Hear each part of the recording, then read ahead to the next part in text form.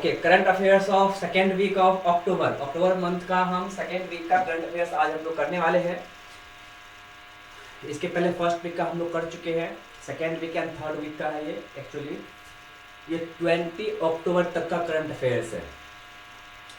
तो आप जानते हो मैं आसियान के बारे में पहले भी जिक्र किया था। आसियान अभी जो है भारत 21st, ये भी इम्पोर्टेंट है कि कौन सा सेशन, अभी जो आसियान का सेशन 21st सेशन हुआ था ये कहाँ पे हुआ था? लाओस में हुआ था। ये भी इम्पोर्टेंट है कि एक्चुअली आसियान का 21st समिट कहाँ हुआ था? Laos. Laos is a country of south east Asian. तो साउथ ईस्ट एशिया जो है वहाँ पे एक कंट्री है लाओस, जहाँ पे अभी आसियान कंट्री का सम्मेलन हुआ था, समिट हुआ था, जिसमें हमारे देश के प्राइम मिनिस्टर नरेंद्र मोदी गए थे। तो नरेंद्र मोदी जो है आसियान समिट 21st, ये भी इंपॉर्टेंट है, याद रखना कौन सा session, 21st session of Asian summit में प्राइम मिनिस्टर नरेंद्र मोदी वहां पे गए थे। एक्चुअली ये जो एशियन नेशन का, एशियन जो ऑर्गेनाइजेशन है, इसका समिट लाओस कंट्री में हुआ था। और लाओस देख सकते हो लाओस में हुआ था। और actually prime minister Narendra Modi को के गॉड ऑफ ऑनर का से स्वागत किया गया। ये भी इंपॉर्टेंट है कि गॉड ऑफ ऑनर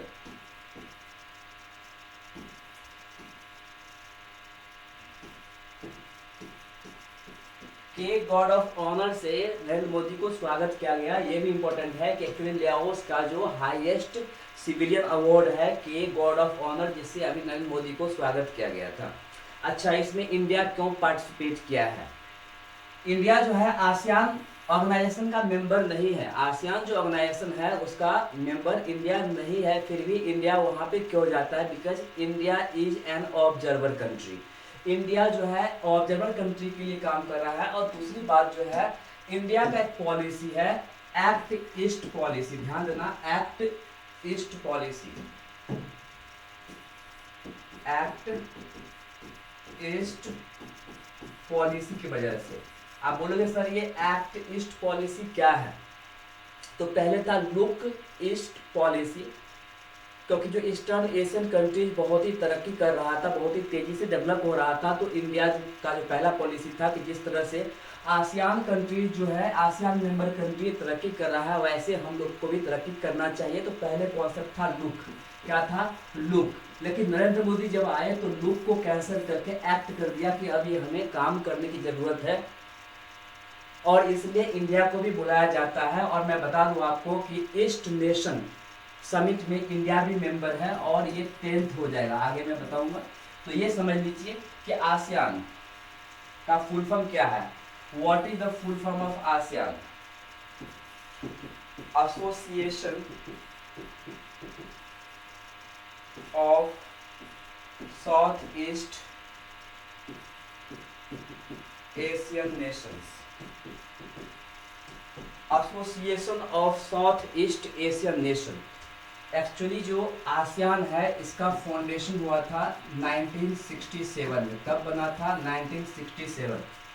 1967 से लेकर के अभी तक 21st एशियन समिट हुआ है, इस बार लाओस में हुआ है। तो बेसिक कॉन्सेप्ट आपको याद रखना है, आसियान का फुल फॉर्म याद रखना है आपको, association of south east Asian nation.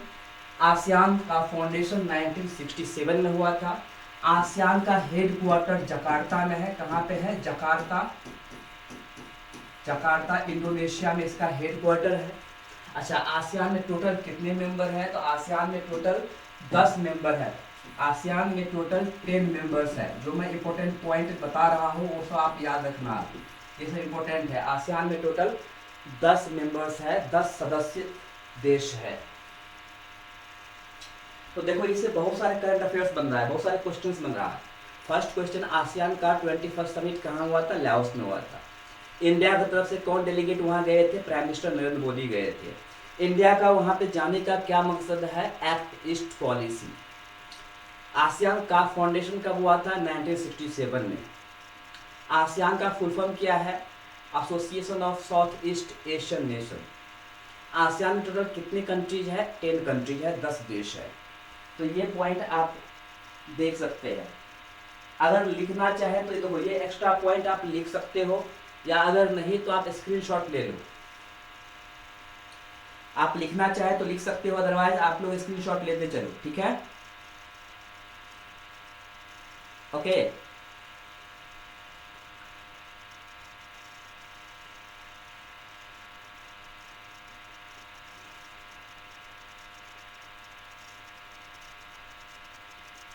अगर हो जाए तो बताना।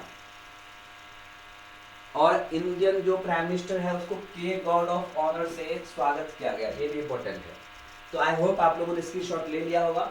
आसियान में टोटल 10 मेंबर्स है, 10 देश है, और 10 देश में कौन कौन सा कंट्री है वो भी इंपॉर्टेंट है, याद रखना। तो आसियान में 10 members,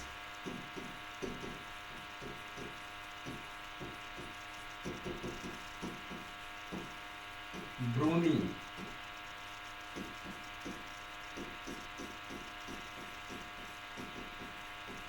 Philippines, Laos, Vietnam,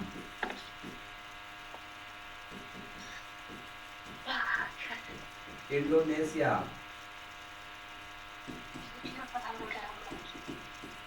Thailand, Cambodia, Singapore,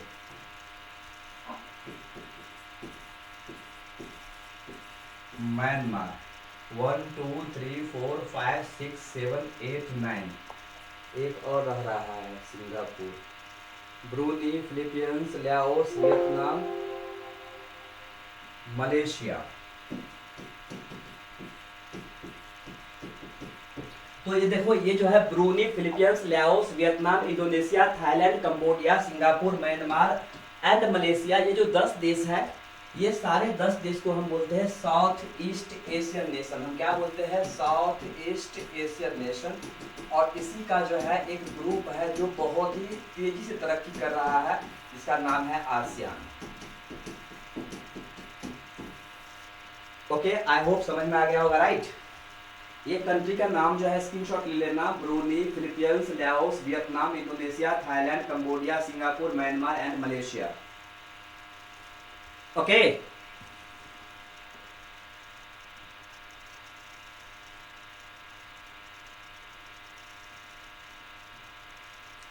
कीर्ति, राहुल, सलोनी, हिमांशु, विनोद, आयुषी, आप लोग नोट डाउन कर रहे हो या स्क्रीनशॉट ले रहे हो? नोट डाउन कर लिए? नोट डाउन किए सर। गुड। अगर नोट डाउन ना कर पाओ ना तो आप लोग स्क्रीनशॉट लेते चलो, क्योंकि हमारा टाइम बचेगा, हम ज़्यादा करंट अफेयर्स कर पाएंगे। नोट डाउन कर लिए तो ठीक है, तो ये एक्स्ट्रा पॉइंट है। चलिए,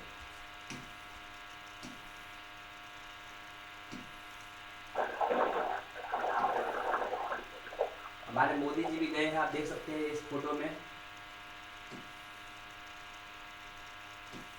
तो के गॉड ऑफ ऑनर से इसको स्वागत किया गया है, ये भी याद रखना। चलिए, नेक्स्ट हमारा जो करंट अफेयर्स है ये बहुत इंपॉर्टेंट है, क्योंकि ये है हमारे नोबेल प्राइज से, नहीं नोबेल प्राइज नहीं है, ये है माउंटेनियर से। ओके, तो second current affairs, in October 2024 who created history by becoming the youngest person to climb all 14 of the world's 8000 meters peaks।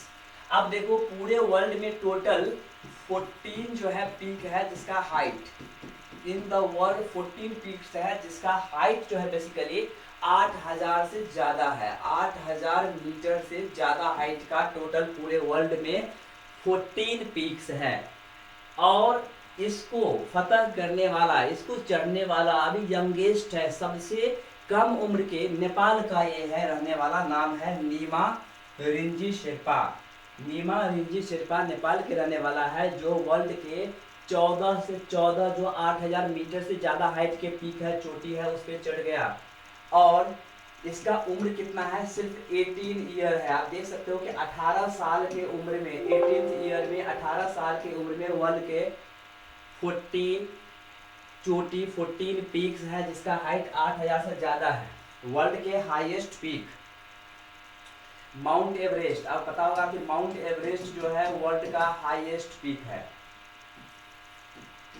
तो माउंट एवरेस्ट का हाइट है 8,848 मीटर। माउंट एवरेस्ट का हाइट है 8,848 metre, the highest peak of the world. और अभी world के 8,000 से ज्यादा ऊंचे वाले चोटी को फतह करने वाले व्यक्ति का नाम है नीमा रिंजी शेरपा, जो नेपाल के रहने वाले हैं। और ये कारनामा वो सिर्फ 18 साल में करके दिखाया है। मैं माउंट एवरेस्ट इसलिए बता दिया हूँ, ये जीके बन जाएगा। The highest peak of the world Mount Everest 8,848 metre. ये है कहाँ पे? ये नेपाल में है। ओके,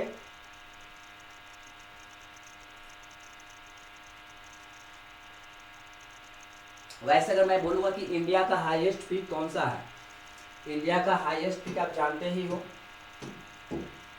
K2 का दूसरा K2 जो है इंडिया का हाईएस्ट पीक है। इसका दूसरा नाम है गॉडविन ऑस्टिन। गॉडविन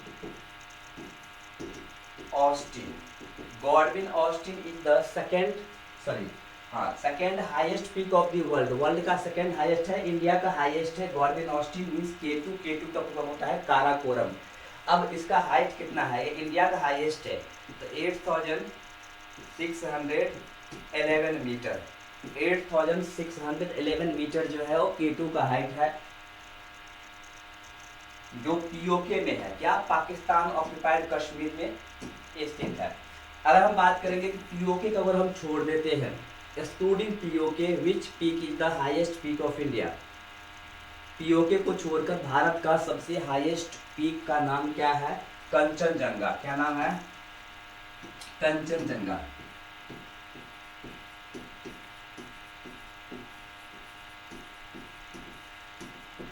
कंचनजंगा को कंचनागिरी भी बोलते हैं, कंचनजंगा को कंचनागिरी भी बोलते हैं। Excluding PoK, Pakistan occupied Kashmir को अगर हम छोड़ देते हैं तो इंडिया का हाईएस्ट पीक का नाम है कंचनजंगा, जो सिक्किम में है, सिक्किम राज्य में अवस्थित है। इसका हाइट है 8,598 मीटर। 8,598 मीटर। तो देखो, इसे 3-4 पॉइंट आपको याद रखना है। The youngest man who climbed all 14 peaks of the world above 8,000 metre. 8,000 metre से विश्व में 14 ऐसे चोटियां है जिसको फतह करने वाला सबसे युवा व्यक्ति का नाम आप देख सकते हो, नीमा रिंजी शेरपा। ये कहाँ के रहने वाले हैं? नेपाल के रहने वाले हैं। तो अब यहाँ नेपाल के हैं, दूसरी बात पीक की बात हो रहा है तो वर्ल्ड का हाईएस्ट पीक आप लोग पढ़े होंगे, जानते होंगे, माउंट एवरेस्ट है। माउंट एवरेस्ट का हाइट है 8,848 मीटर, 8,848 मीटर। इंडिया का हाईएस्ट पीक का नाम है K2। क्या नाम है? K2, full form Karakoram. इसको गॉडविन ऑस्टिन भी बोलते हैं, इसका दूसरा नाम है गॉडविन ऑस्टिन। अच्छा, इसका हाइट है 8,611 मीटर, 8,611 मीटर। लेकिन ये पीओके में है। कहाँ है? पीओके में, पाकिस्तान ऑक्युपाइड कश्मीर में है।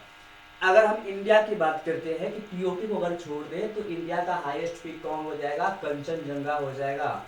तो कंचनजंगा का हाइट है 8,598 मीटर। और ये कौन से राज्य में है? तो इंडिया के सिक्किम राज्य में अवस्थित है। तो ये कुछ पॉइंट है जो मैं आपको, एक क्वेश्चन से बहुत सारे क्वेश्चंस आप लोग सॉल्व कर सकते हैं। Okay, done.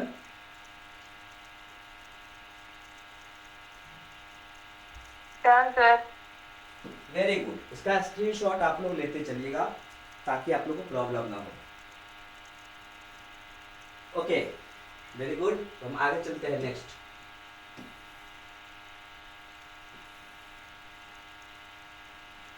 अच्छा, वर्ल्ड में जो 14 पीक्स है जिसका हाइट मैंने बताया 8,000 से ज़्यादा मीटर का है, 8,000 मीटर से ज़्यादा हाइट है वर्ल्ड का 14 पीक्स।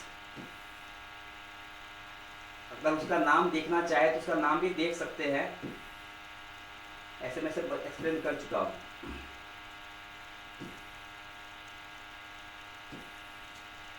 चलिए अब नेक्स्ट है हमारा, where did army chief general Upendra Dwivedi launch the portable multi target detonation device. देखो यहाँ पे एक टर्म है detonation, detonation device, detonation. Detonation का मतलब क्या है, इसका मतलब क्या होता है बताइए। इसका मतलब होता है एक्सप्लोजन, एक्सप्लोजन और विस्फोटक हिंदी में। तो इससे मालूम पड़ गया होगा कि ये जो डिटोनेशन है, एक्सप्लोजन है, नॉर्मली क्यों प्रयोग करता है। सिंपल सी बात है कि नॉर्मली जो छोटे मोटे जो गोला होता है, बॉम्ब का गोला होता है, उसको फेंकने के लिए क्या किया बनाया है। मतलब हमारे जो आर्मी चीफ है उपेंद्र द्विवेदी, उपेंद्र द्विवेदी जो है वो मनोज पांडे के बाद बदल, पहले मनोज पांडे हमारे आर्मी चीफ थे, उनके रिटायरमेंट के बाद जनरल उपेंद्र द्विवेदी हमारा आर्मी चीफ बना है। उन्होंने अभी लॉन्च किया है और नाम रखा है मल्टी टारगेट डिटोनेशन डिवाइस, जिसका नाम है अग्नि अस्त्र, अग्नि अस्त्र।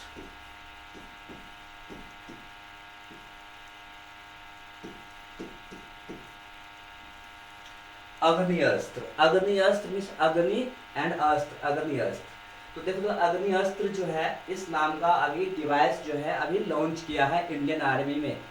बेसिकली इसका मोटो क्या है, तो ये एंटी टेररिज्म के लिए बनाया गया है, एंटी टेररिज्म के लिए बनाया गया। आप जानते हो कि जो जम्मू एंड कश्मीर में है वहाँ पे टेररिज्म अभी भी एक्टिव है, तो उसको डिस्ट्रॉय करने के लिए इस तरह का डिवाइस बनाया गया है, अग्नि अस्त्र बनाया गया है, जिससे एक साथ बहुत सारे बम फेंका जा सकता है, एक साथ बहुत सारे गोला फेंका जा सकता है। और इसका रेंज जो है, रेंज ज़्यादा नहीं रखा है, 2.6 किलोमीटर का ही रेंज है। देख सकते हो ना, सिर्फ 2.5 किलोमीटर के रेंज के एरिया में बहुत सारे, एक साथ बहुत सारे बम का गोला फेंका जा सकता है और जो टेररिज्म है, टेररिस्ट है, उसको खत्म किया जा सकता है। इसलिए मल्टी टारगेट डिटोनेशन डिवाइस नाम है अग्नि अस्त्र। अच्छा, ये क्वेश्चन कैसे पूछेगा एग्जाम में? एग्जाम में क्वेश्चन ऐसा आएगा कि recently the army chief general Upendra Dwivedi launched a device, which of the following device. तो नीचे देगा कौन सा डिवाइस जो है लॉन्च किया है, तो अग्नि अस्त्र। अग्नि अस्त्र का काम क्या है, तो एक्चुअली ये एंटी टेररिज्म के लिए है। कैसा डिवाइस है, तो मल्टी टारगेट डिटोनेशन डिवाइस है। मल्टी टारगेट डिटोनेशन डिवाइस मतलब एक साथ में बहुत सारे टारगेट कर सकता है। इसका रेंज कितना है, तो इसका रेंज है 2.6 किलोमीटर इसका रेंज है। तो ये सब बेसिक पॉइंट आपको याद रखना है। Clear? Okay.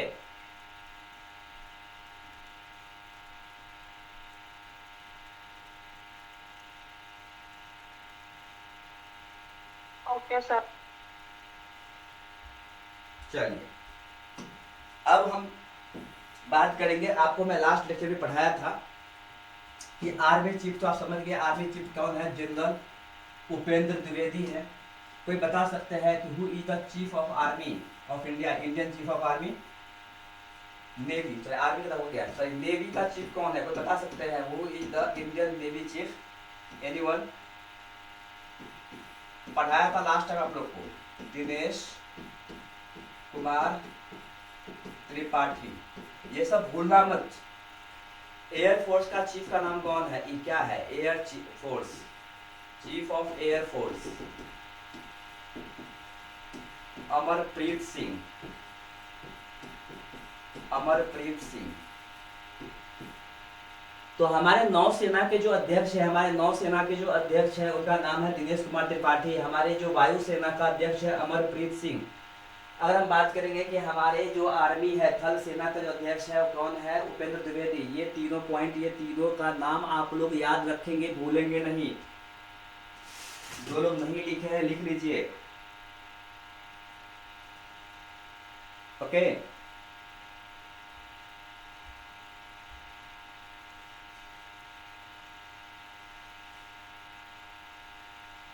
Army chief Upendra Dwivedi, navy chief Dinesh Kumar Tripathi and air force chief Amarpreet Singh.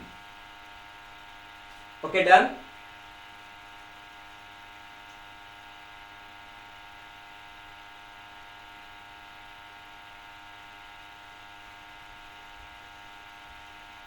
Cancer. Good. अच्छा ये तो बताया ही नहीं, ये जो लॉन्च किया है वो कहाँ लॉन्च किया है? तो गैंगटॉक में। अग्नि अस्त्र को लॉन्च कहाँ पे किया है द्विवेदी साहब ने? तो गैंगटॉक में। गैंगटॉक क्या पता है आपको? गैंगटॉक जो है वो किसका कैपिटल है? कौन से राज्य का कैपिटल गैंगटॉक, बताइए तो। सिक्किम। गैंगटॉक किस राज्य का कैपिटल है? सिक्किम। सिक्किम राज्य का कैपिटल है।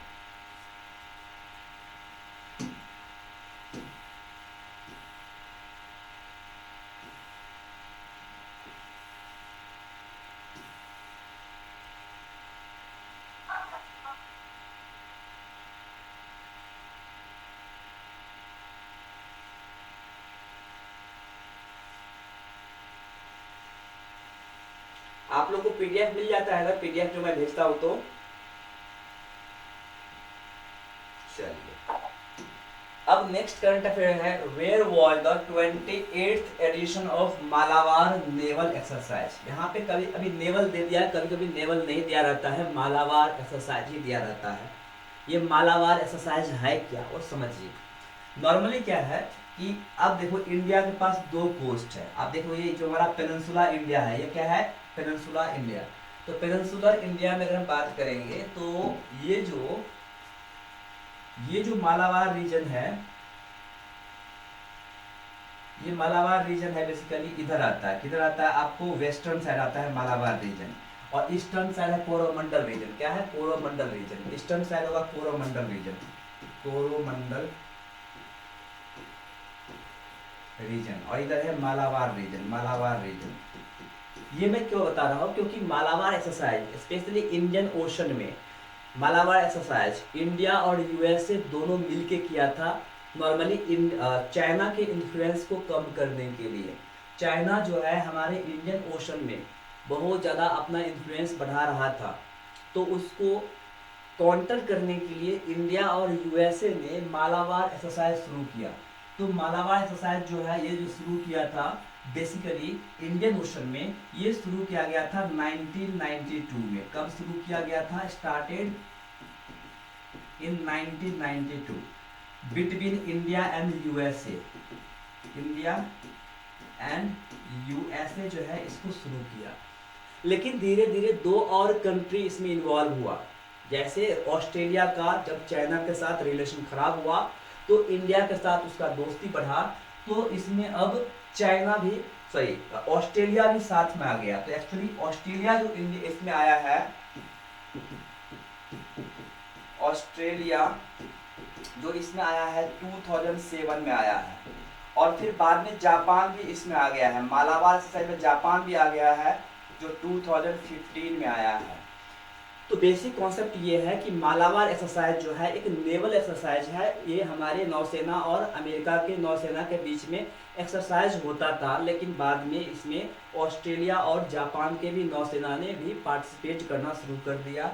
जापान जो है 2015 में इसमें जुड़ा, और ऑस्ट्रेलिया 2007 में इसमें जुड़ा, और ये चार देश अब बन गया है क्वाड। आप देखो इधर मान लो अमेरिका है, इधर जापान है, इधर इंडिया है, इधर ऑस्ट्रेलिया है। क्या बन गया? क्वाड। इसलिए इसको क्वाड बोलते हैं, ध्यान से सुनना, क्वाड, क्वाड्रिलेटरल क्वाड। अब क्वाड में इंडिया है, ऑस्ट्रेलिया है, यूएसए है एंड जापान है, चार देश है। तो ये जो क्वाड का ही एक्सरसाइज है मालाबार एक्सरसाइज, जो अभी इस बार कहाँ हुआ है? तो इस बार हुआ है बे ऑफ बंगाल में। कहाँ हुआ है? बे ऑफ बंगाल में हुआ है, बंगाल के खाड़ी में हुआ है। इतना क्लियर?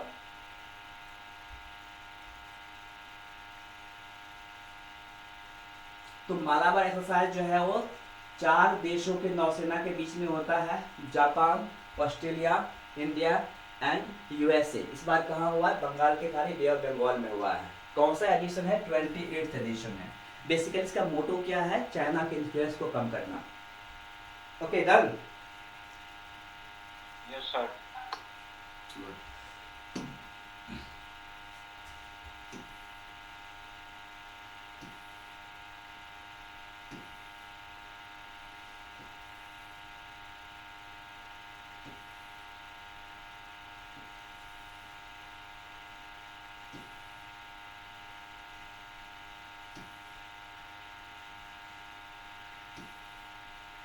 बे ऑफ बंगाल में विशाखापट्टनम में हुआ है, विशाखापट्टनम।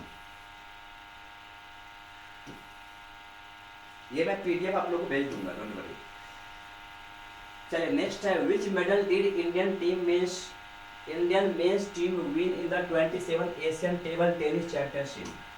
तो ये जो देख रहे हो एशियन टेबल टेनिस चैंपियनशिप जो है, ये गेम अभी खेला गया है और इसमें जो है इंडिया को कौन सा मेडल मिला है, तो ब्रॉन्ज मिला है। विच medal did Indian men's team win in the 27 Asian table tennis. तो जो हमारे भारत के जो टेबल टेनिस के प्लेयर है, उन लोगों ने मेंस में जो है वो ब्रॉन्ज मेडल जीता है।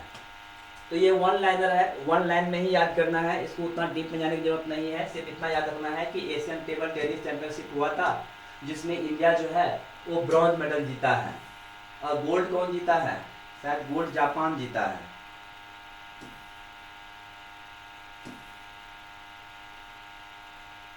ये टेबल टेनिस तो आप लोग देखे होंगे, जानते होंगे। ये कजाकिस्तान में, अस्ताना में, कजाकिस्तान में ये हुआ था। और इसमें गोल्ड कौन जीता है, गोल्ड गोल्ड गोल्ड, अच्छा गोल्ड में गोल्ड, एक मिनट,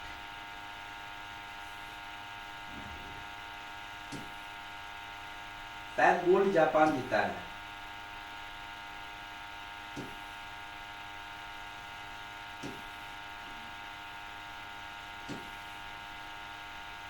अब देखिए ये बहुत इंपॉर्टेंट है, वेरी वेरी इंपॉर्टेंट। मैंने आप लोग को लास्ट टाइम जो है ना बहुत सारे नोबेल प्राइज का बारे में बताया था।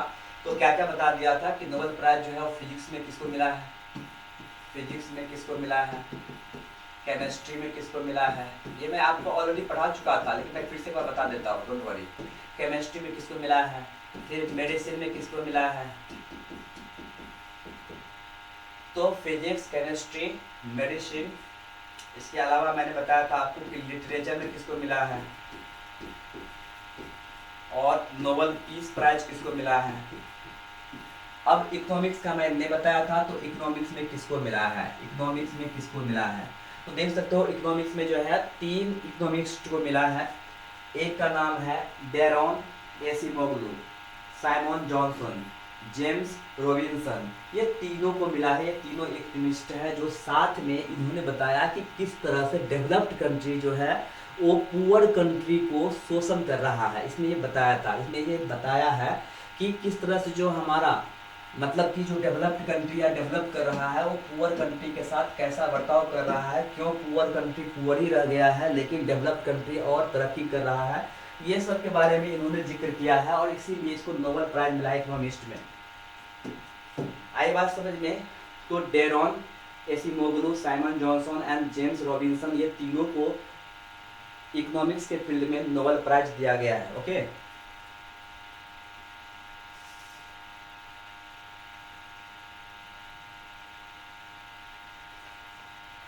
एक बार मैं फिर से नोबेल प्राइज को मैं लिख देता हूँ, आप लोग लिखना चाहे तो लिख सकते हो। एक मिनट, जस्ट अ मिनट।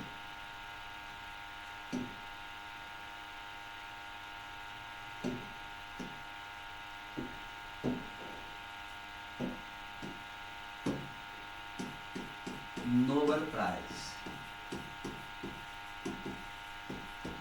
2024 का नोबेल प्राइज मैं लिख रहा हूँ। 6 फील्ड में देते हैं। पहला फील्ड में लिखता हूँ फिजिक्स। फिजिक्स में किसको मिला है, बेसिकली किसे मिला है, जॉन होपफील्ड।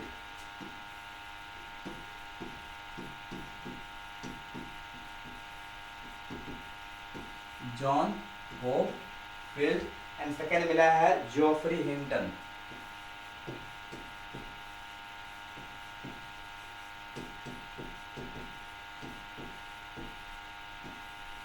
अच्छा, किस लिए मिला है, तो machine learning neural network, machine learning artificial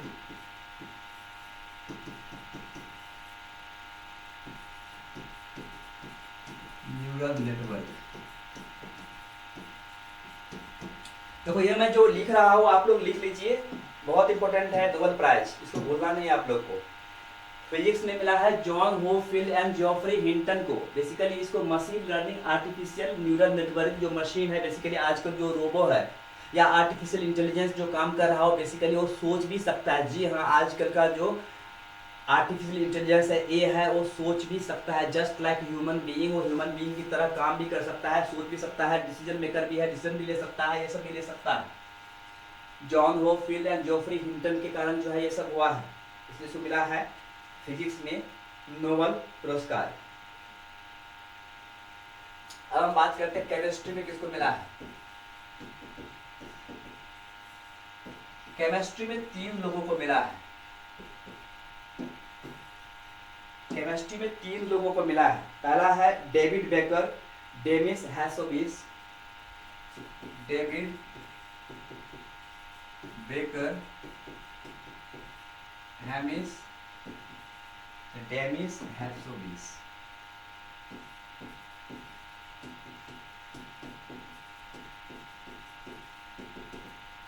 demise Hassabis and John jumper.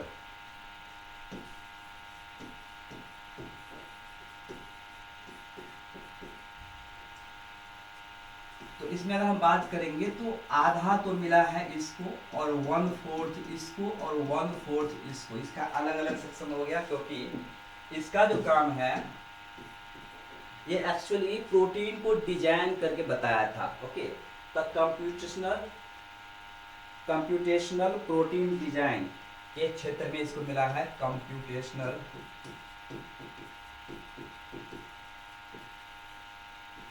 Protein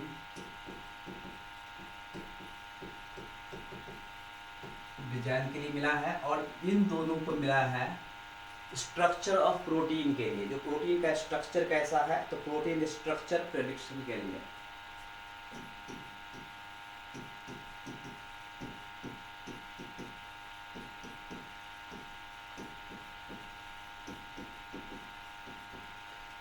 okay, chemistry में भी आप लोग लिख लेना 2 लोगों का नाम, 3 है। David Baker, Demis Hassabis and John Jumper.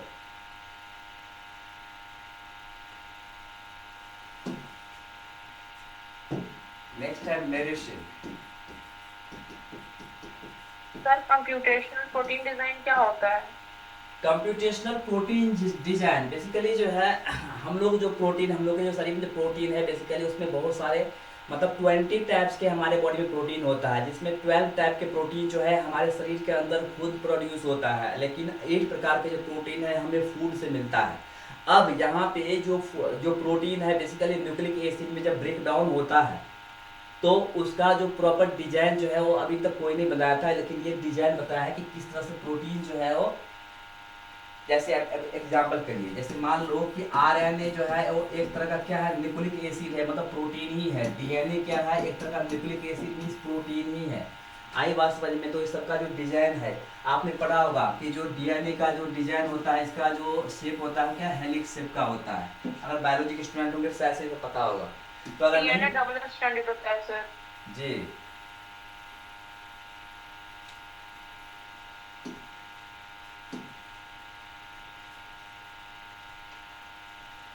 तो इसमें मिला है विक्टर एम्ब्रोस और दूसरा मिला है गैरी रूकुल को।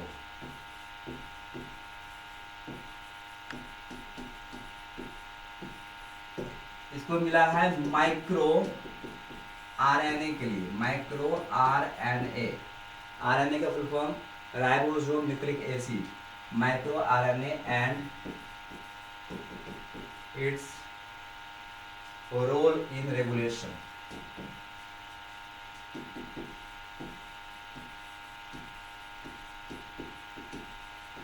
तो discovery of micro RNA, Victor Ambros and Gary Ruvkun जो है वो माइक्रो आरएनए का डिस्कवरी किया है, उसमें मिला है। चलिए अब बात करते हैं लिटरेचर में किसको मिला है।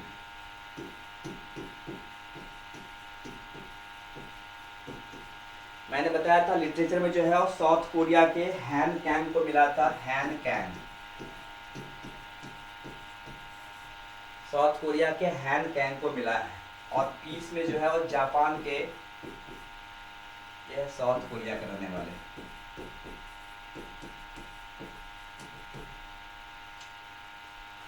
अब पीस मिला है निहोन हिडनक्यो, निहोन हिडनक्यो,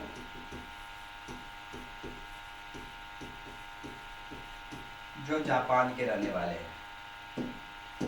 ये एक्चुअली जो हेल कांग जो है, हेल कांग का नाम सुनते हो, ये एक्चुअली पोएट्री के थ्रू, प्रोज के थ्रू जो हिस्टोरिकल ट्रॉमा है उसको कैसे दूर कर सकते हैं, सबसे प्रोज थ्रू बताया है। और निहोन हिडनक्यो जो है, एक्चुअली इन्होंने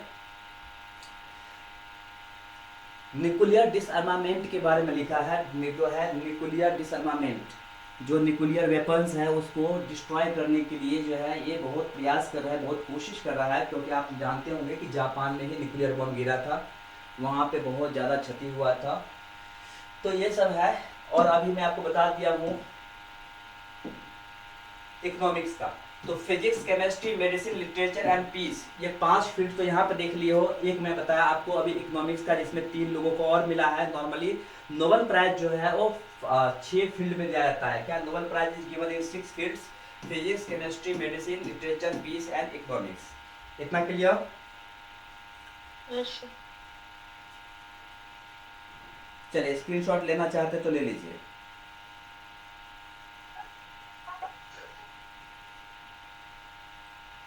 स्क्रीनशॉट लेना चाहते हैं तो ले लीजिए, मैं आगे बढ़ रहा हूँ, ठीक है?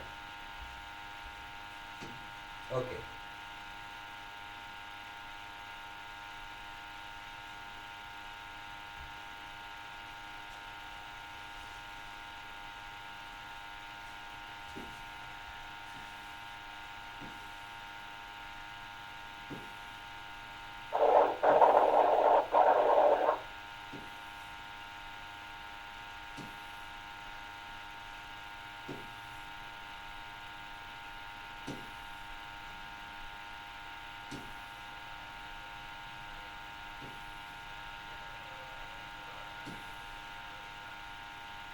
देखिए ये इंपॉर्टेंट है। Recently India became rich supplier to provide nutrition and health assistance to UNICEF.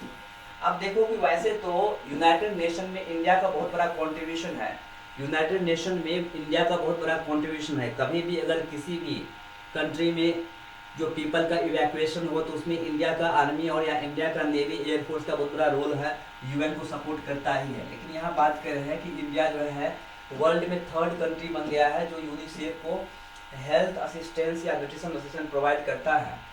तो यूनिसेफ का फुल फॉर्म क्या है? यूनिसेफ का फुल फॉर्म जो है ये पूछ सकता है। यूनिसेफ का फुल फॉर्म क्या है?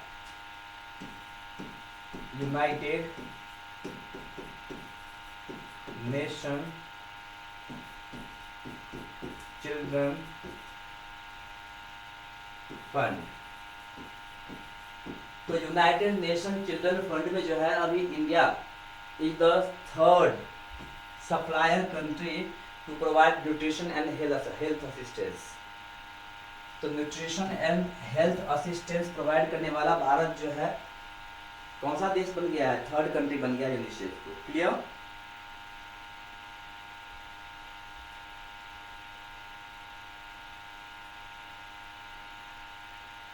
Yes sir.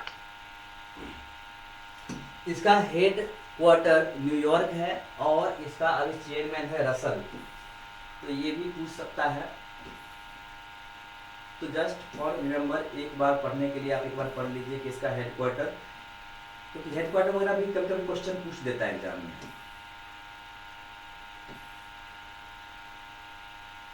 देखिए इसका हेड क्वार्टर कहाँ है? इसका हेड, अच्छा, इसका फाउंडेशन हुआ था आफ्टर वर्ल्ड वॉर 2, मतलब 1946 में। इसका हेड क्वार्टर है न्यूयॉर्क। हेड क्वार्टर का है कहाँ? न्यूयॉर्क। और इसका सीईओ है, महासचिव है Catherine M Russell. Catherine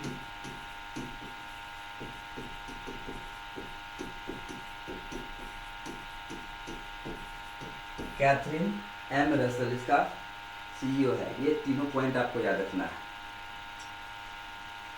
foundation 1946, headquarter New York, and CEO Catherine M Russell.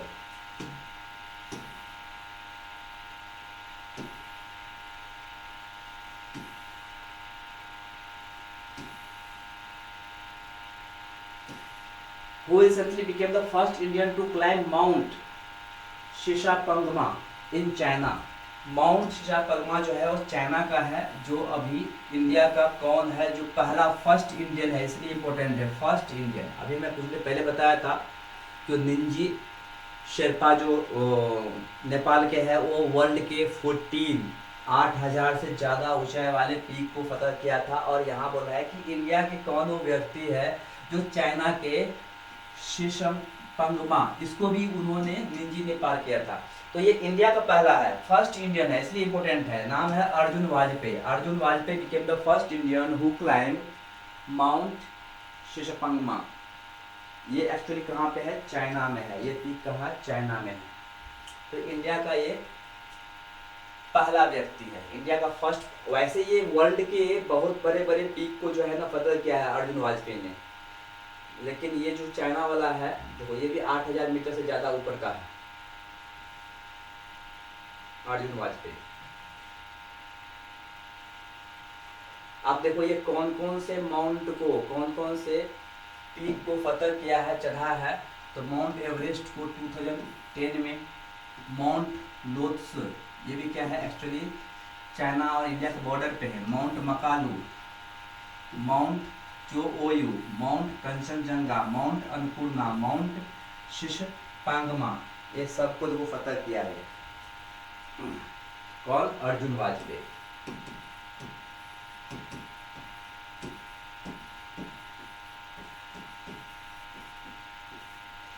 Mount Kanchenjunga कहाँ पे? इंडिया में है, उत्तराखंड में है।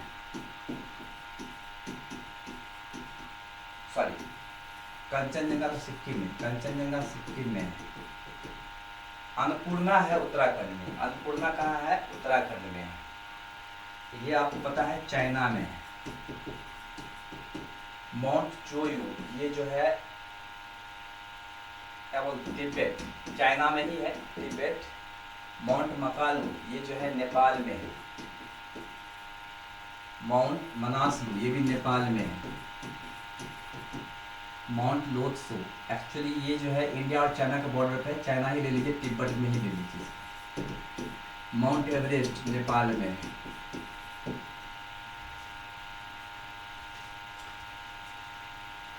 ओके, तो एक्चुअली शिशपांगमा को मतलब चढ़ने वाला भारत का ये पहला फर्स्ट पर्वतरोही है। Central government issued a notification to remove the president's rule impose in Jammu and Kashmir in which year. आपको पता है कि 2018 में जो है ना वो जम्मू एंड कश्मीर में क्या हुआ था, तो 2018 में जम्मू एंड कश्मीर जो है प्रेसिडेंट्स रूल जो है वो इम्पोज कर दिया गया था, जहाँ से अभी उसको हटा लिया है, विड्रॉ कर लिया है। और अभी यहाँ पे इलेक्शन हुआ था, आपने देखा होगा कि इलेक्शन हुआ था जिसमें अभी कौन, उमर अब्दुल्ला जो है वो यहाँ का क्या बन गया है, सीएम। तो 2018 में जो वहाँ पे प्रेसिडेंट्स रूल राष्ट्रीय शासन लगाया गया था उसको अभी हटा लिया है, और वहाँ पे अभी इलेक्शन भी करवाया गया है। उस इलेक्शन में जो है अभी उमर अब्दुल्ला जो है वहाँ का सीएम बना है। देखिए ये Omar Abdullah.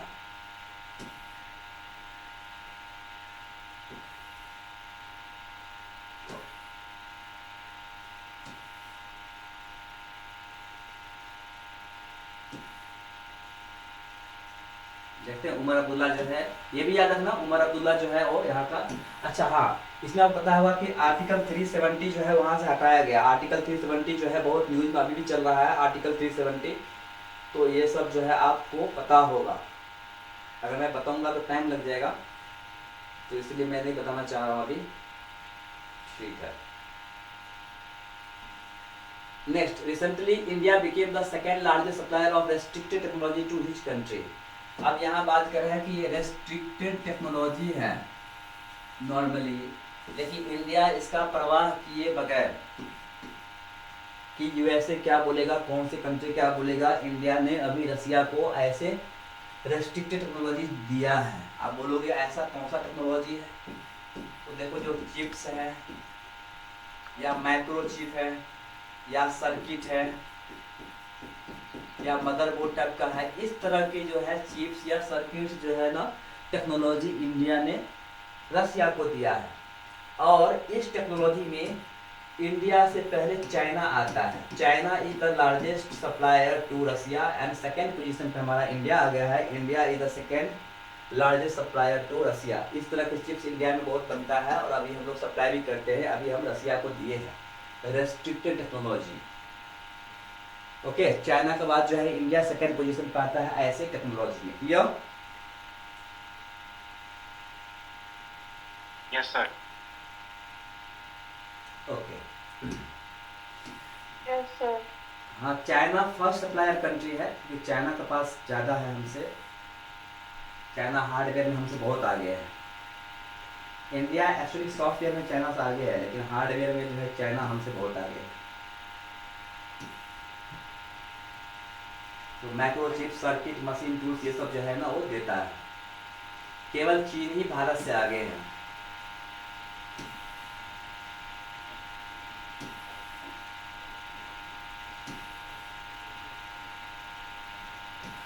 Who was given the title of ICC Player of the Month?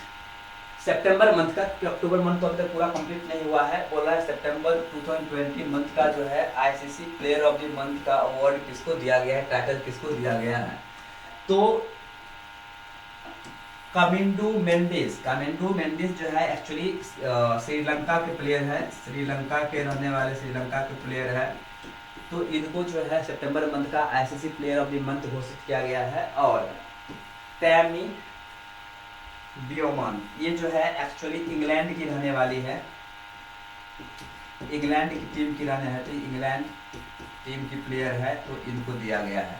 Woman में दिया गया है टैमी को और मेन में दिया गया है कामिंडू मेंडिस को। ठीक है, ये वन लाइनर है इसलिए मैं बता रहा हूँ, वन लाइनर है। अब इससे अगर आएगा तो पता ही आपको कि जो वर्ल्ड T20 वर्ल्ड कप है वो कौन जीता है, तो इंडिया ने जीता है। पता है आपको कि इंडिया का जो है अभी 10 साल का रिकॉर्ड था कि इंडिया अपने घर में एक भी टेस्ट मैच नहीं हारता है, टूर्नामेंट नहीं हारता है। लेकिन इस बार न्यूजीलैंड से हार गया। आपको देखे होंगे कल जो है इंडिया ने 3 में से 2 टेस्ट हार गया है, तो ये रिकॉर्ड टूट गया। ये भी करंट अफेयर बन जाएगा, ये भी करंट अफेयर बन जाएगा कि आफ्टर 10 इयर्स इंडिया का रिकॉर्ड टूट गया है। न्यूजीलैंड ने इंडिया में आकर के इंडिया को हरा दिया है। नहीं, कल का न्यूज है, तो कल का न्यूज है तो ये बन गया ना हमारा करंट अफेयर्स। ये तो पता ही आपको कि आईसीसी जो है इंटरनेशनल क्रिकेट काउंसिल का फाउंडेशन कब हुआ था? जस्ट वन लाइनर के लिए 1909 में बना था। इसका अभी जो चेयरमैन है वो जय शाह है। मतलब जय शाह जो है वो 1 दिसंबर से होगा, अभी नहीं है लेकिन 1 दिसंबर से जो है वो बन जाएगा। सीईओ कौन है? जियोफ अलार्डिस है। और इसका जो हेडक्वार्टर कहाँ है? इसका हेडक्वार्टर दुबई में है। तो कुछ इंपॉर्टेंट है, आईसीसी का हेडक्वार्टर कहाँ है? दुबई में है। इसका सीईओ जो है वो 1 दिसंबर से जय शाह होने वाले हैं। चेयरमैन सीईओ कौन है? जियोफ अलार्डिस है। तो ये सब क्या कुछ पॉइंट है, जस्ट वन टाइम के लिए आपको पढ़ना है।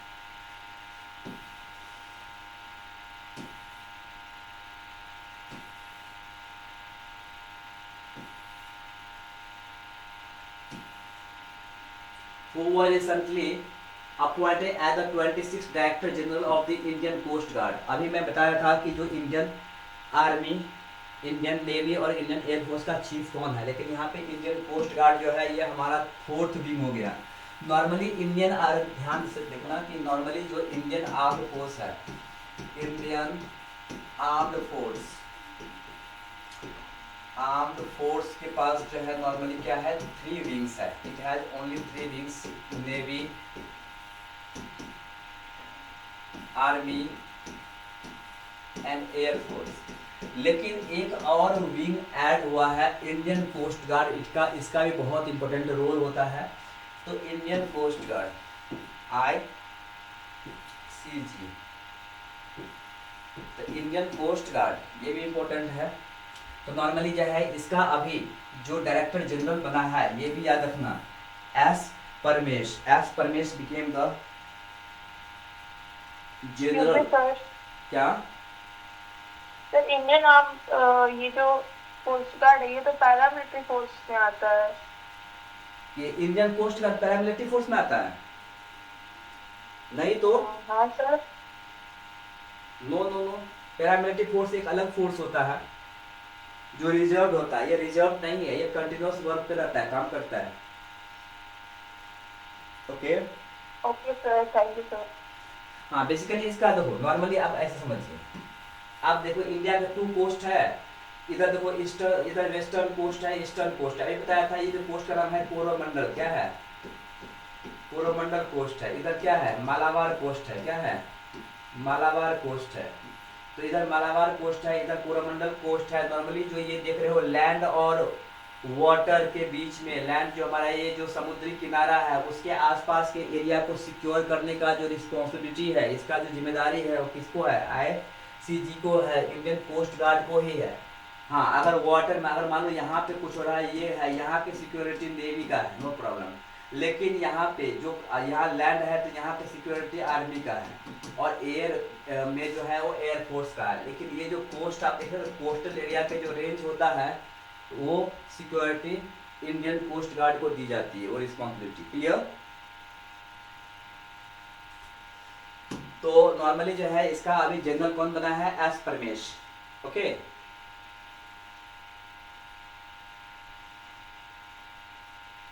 देखो बहुत सारे फोर्स होते हैं।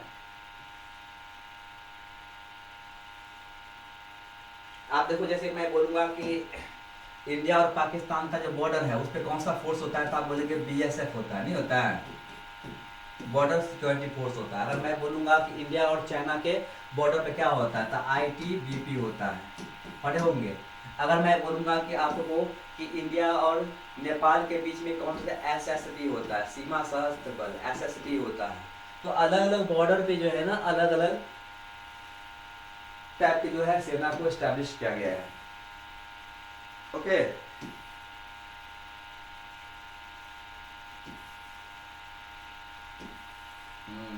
ये इनको देखो, इसका जो मोटो है, ये कभी कभी जो है आजकल के एग्जाम में इसका मोटो पूछ लेता है कि इंडियन कोस्ट गार्ड का मोटो क्या है। तो इंडियन कोस्ट गार्ड का मोटो है वयम रक्षमा। वयम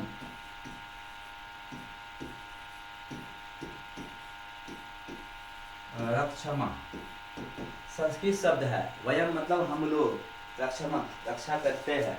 तो ये जो है मोटो है, इंडियन कोस्ट गार्ड का मोटो है। ये मोटो कभी कभी पूछ लेता है, तो मोटो आप लोग याद रखोगे तो अच्छा रहेगा। अगर मैं बोलूंगा कि इंडियन नेवी का मोटो क्या है, इंडियन नेवी का मोटो क्या है, इसका मोटो है साम नो वरुणा।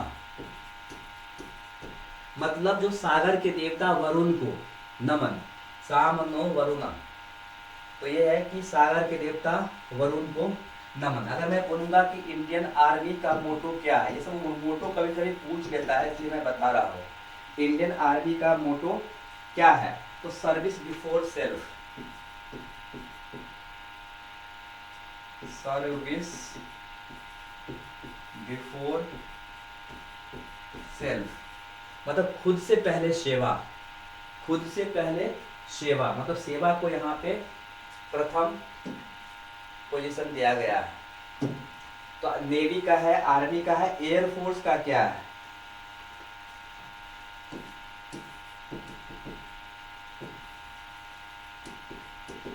नभ स्पर्श नभ स्पर्शम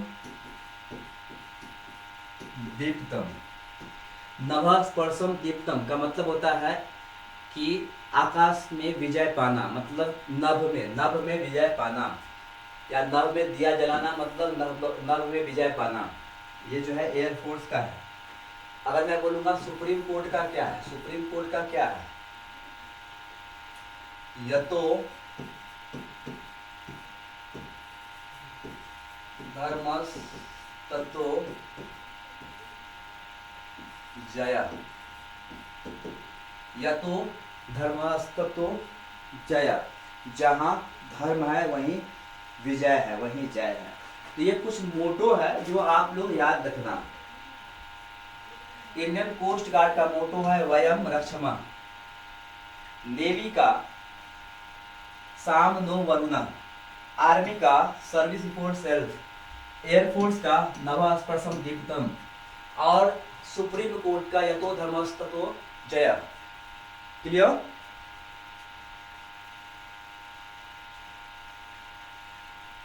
clear sir.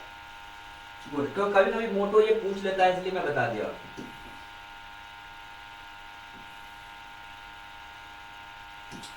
Which city was declared the richest city in the world by sovereign wealth funds? आप देखो कि एक ऑर्गेनाइजेशन है sovereign wealth fund, एक ऑर्गेनाइजेशन है। अब इसके अकॉर्डिंग वर्ल्ड का सबसे रिचेस्ट सिटी किसको डिक्लेयर किया गया है? तो richest city in the world Abu Dhabi. किसको? Abu Dhabi. Abu Dhabi is the capital of, किसका कैपिटल है? अबू धाबी जो है वो कैपिटल किसका है? UAE. Saudi Arab. Saudi Arab का है कि यूएई का है? United Arab Emirates. Hello, UAE का है ना? हाँ जी। Yes sir. यही तो, यूएई यूनाइटेड अरब एमिरेट्स का है। सर क्वेश्चन पूरा दिख नहीं रहा। क्वेश्चन पूरा नहीं दिख रहा है? नहीं। सबके साथ हो रहा है कैसा? हाँ मेरे साथ नहीं हो रहा। क्वेश्चन पूरा क्या बात कर रहे हैं? नहीं, मैं भी तो इसमें हूँ, मुझे पूरा दिख रहा है, मैं भी इसमें कनेक्टेड हूँ। आप उस पर क्लिक कीजिए ना, मेरा जो ये जो स्क्रीन दिख रहा है उस पर क्लिक कीजिए।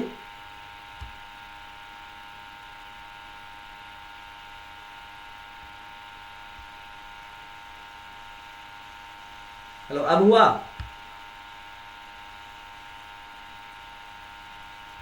बाकी लोग को पूरा दिख रहा है स्क्रीन? यस और नो? सर मेरे को तो क्लियर दिख रहा है। वही शायद बेटा आपकी तरफ से कुछ प्रॉब्लम हुआ। एक बार ना इस पर क्लिक कीजिए, जो मेरा जो है ना स्क्रीन, उस पर आप क्लिक कीजिए। एक काम करता हूँ, मैं इसको स्पॉटलाइट कर देता हूँ। रुकिए 1 minute.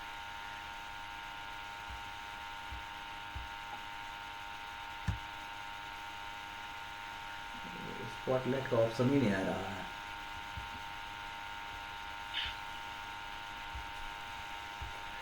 Just a minute.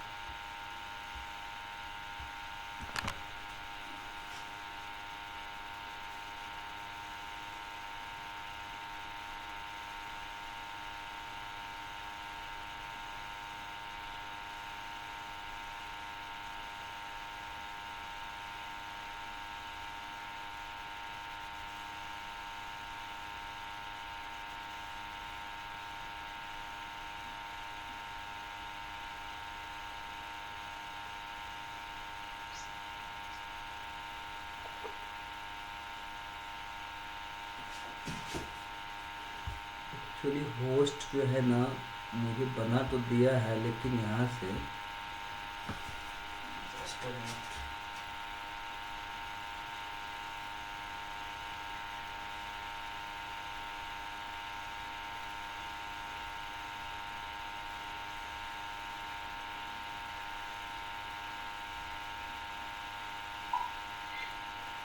Actually यहाँ का प्रॉब्लम हो रहा है, यहाँ से नहीं हो पा रहा है। कोई बात नहीं, मैं इसको ही पिन कर देता हूँ और इसको जो है, जो मेरा स्क्रीन है उस पर आप क्लिक करेंगे तो आ जाएगा।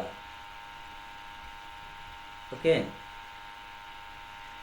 अच्छा, कोई मुझसे पीडीएफ मांग रहे थे, कौन? आपको मैं पीडीएफ जो है ना मैं दे दूंगा, क्योंकि मैं ग्रुप में ऐड नहीं हूँ, तो मैं सूरज सर को या सोनल मैडम को दे दूंगा, आप ले लेना उनसे। ठीक है? ठीक है। ओके।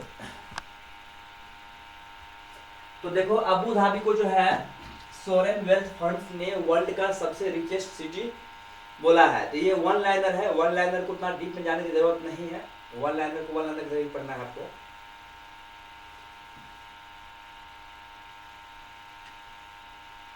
हमारा इंडिया तो दूर दूर तक नहीं है।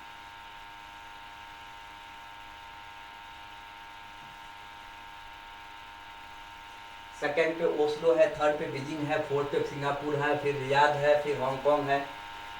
हमारे इंडिया की कोई भी सिटी नहीं है। अब देखिए रिसेंटली जो रतन टाटा जी का डेथ हुआ है, तो रतन टाटा जी का डेथ हुआ है तो उसके लिए महाराष्ट्र के जो सीएम है उनके नाम पर स्किल डेवलपमेंट प्रोग्राम उनके नाम पे कर दिया। स्किल यूनिवर्सिटी जो है उनके नाम पे, महाराष्ट्र स्टेट स्किल यूनिवर्सिटी का जो है नाम बदल दिया है। किनके नाम पर?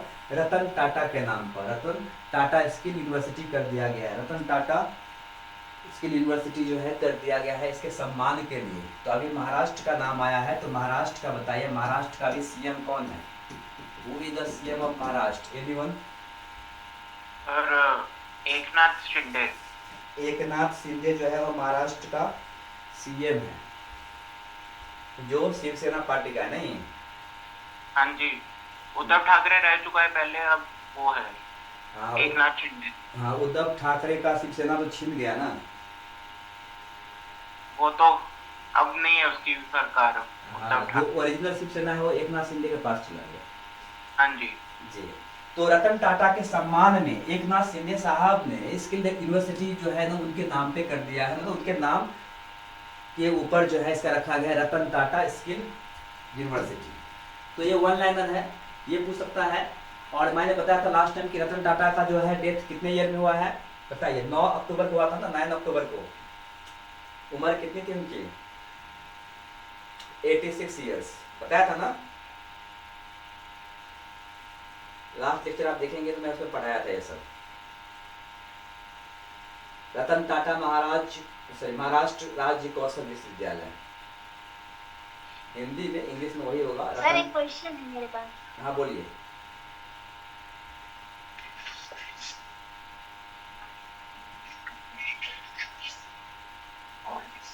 जी बोलिए। ये वाला है,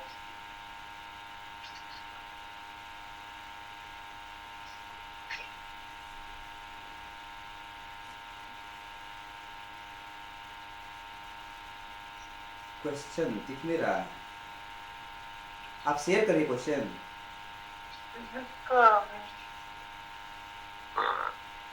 क्या क्वेश्चन एक बार रीड कीजिए ना।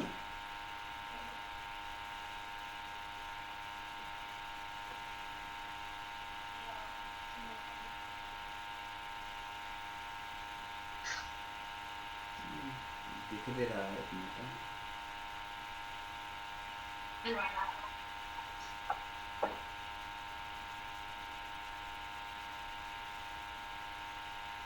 वो जो धूम कोहरा होता है वो कौन से क्षेत्रों में ज्यादा होता है? क्या बोले? सॉरी। जो धूम कोहरा होता है वो किन क्षेत्रों में ज्यादा होता है? धूम कोयला?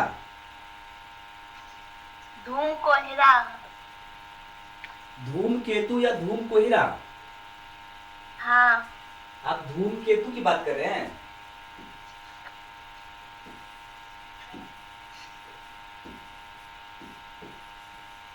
आप इसकी बात कर रहे हैं? धूम कोहरा। धूम कोहिरा? हाँ। धूम कोहिरा मतलब फर्स्ट टाइम सुना हो। धूम कोहिरा क्या होता है? धूम केतु होता है, धूम कोहिरा। कोहिरा ने कोहरा होगा, धुएं और कोहरे। हाँ ये भगवान। तो धुएं और कोहरा देखो एक्चुअली धूम, हाँ, धूम कोहरा। कोहरा का मतलब क्या है? फॉग। क्या है? स्मोक। और धूम का मतलब है स्मोक। क्या है? स्मोक। स्मोक प्लस फॉग क्या हो जाएगा? स्मॉग। क्या हो जाएगा? Smoke. Smoke plus fog smog. तो ये स्मॉग जगह कहाँ है? आप जानते हो हमारे कैपिटल इंडिया क्या है? न्यू दिल्ली, दिल्ली में है। ओके। इंडिया में नहीं, पूरे वर्ल्ड की बात कर रहा हूँ। पूरे वर्ल्ड में सबसे ज्यादा स्मॉग जो है वो दिल्ली में है। धूम कोहरा जो है वो दिल्ली में है। ओके। हाँ, तो इसमें ऑप्शन में दी रखे हैं, उसमें आपको बताना मुझे उच्च तापमान में होता है या फिर निम्न तापमान में या फिर वायु में अत्यधिक। अच्छा अच्छा, ऐसा दिया ऑप्शन में। क्या क्या है? High temperature, high temperature, low temperature, और क्या दिया ऑप्शन में? ये इसमें दिए रखा है हाँ, उच्च तापमान, निम्न तापमान, और वायु में अत्यधिक अमोनिया या फिर सल्फर डाइऑक्साइड। क्या है कि सल्फर डाइऑक्साइड, और क्या है? वायु में अत्यधिक अमोनिया। वायु में अत्यधिक अमोनिया, NH3।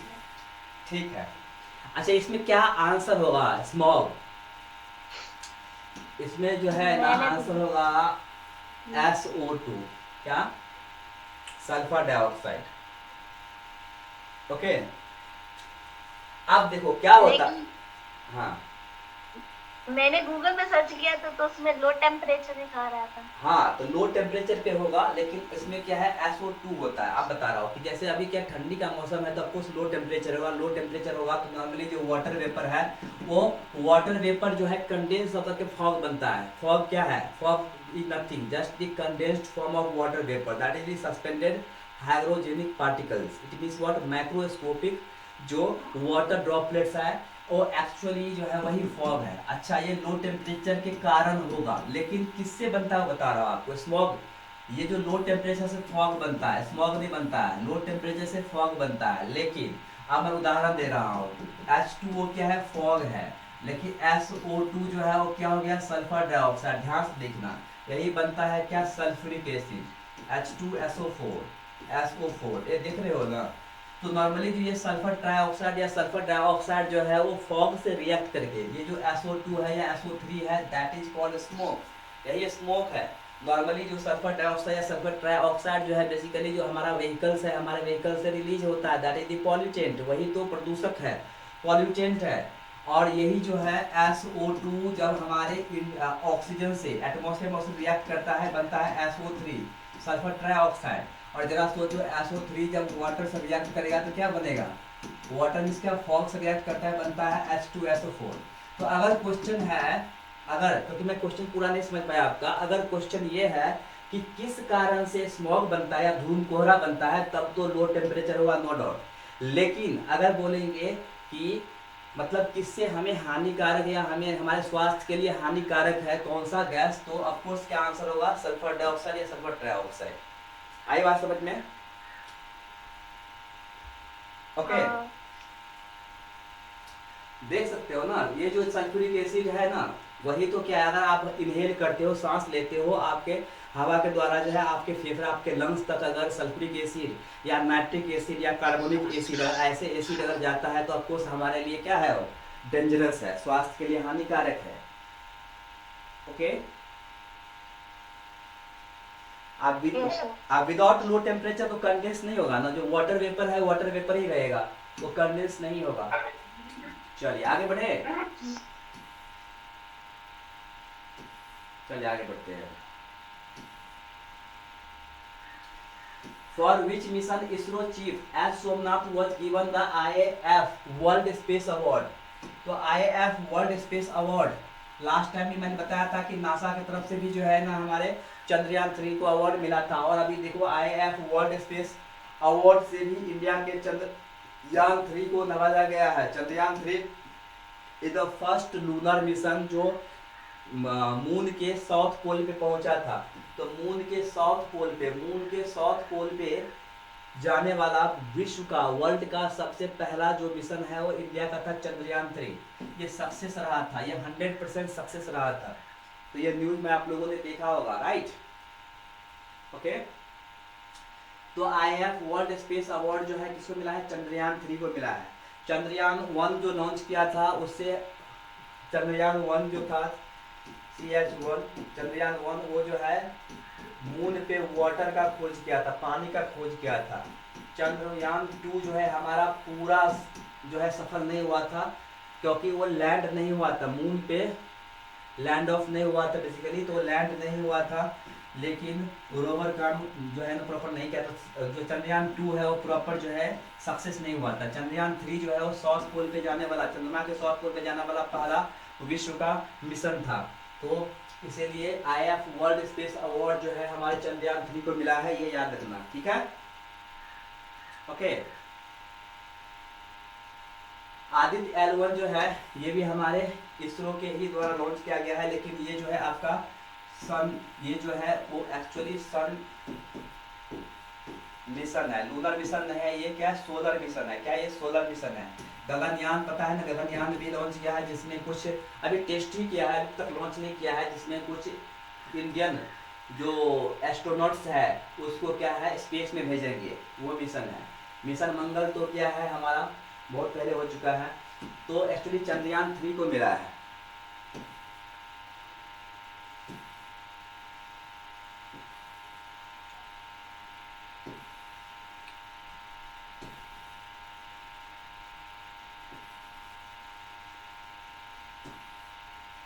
जुलाई 2024 को लॉन्च किया, 23 अगस्त 2024 को पहुंचा। इसी टाइम में जो है जापान ने भी लॉन्च किया था, लेकिन जापान का जो है अनसक्सेस रह गया था, उसका सक्सेस नहीं हुआ था। उसका नाम था लूना। नेक्स्ट है eight which place in Uttar Pradesh will be the countries first Hindi literature museum. तो हिंदी लिटरेचर मतलब हिंदी साहित्य के लिए जो अभी संग्रहालय है, म्यूजियम है, वो इंडिया का पहला है। Countries first Hindi literature museum जो है वो कहाँ पे स्टैब्लिश करेंगे, कहाँ पे खोलेंगे, तो वाराणसी में।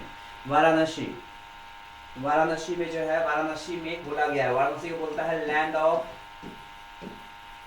घाट। वाराणसी को लैंड ऑफ घाट्स बोलते हैं, घाटों का भूमि। मतलब यहाँ पे बहुत सारे घाट है, टोटल सुन रहे हैं कि 80 घाट है। कितने हैं? 80 घाट है। घाट मीन्स वर्ड, शमशान घाट, मतलब जहाँ पे मरने के बाद लोगों को जलाया जाता है या वहाँ पे जो है उसका अंतिम क्रिया किया जाता है, दाह संस्कार किया जाता है। तो ऐसे लैंड ऑफ घाट्स किसको बोलते हैं? वाराणसी को बोलते हैं। तो वाराणसी में फर्स्ट हिंदी लिटरेचर म्यूजियम हमारे देश का बनाया गया है वाराणसी में। क्लियर?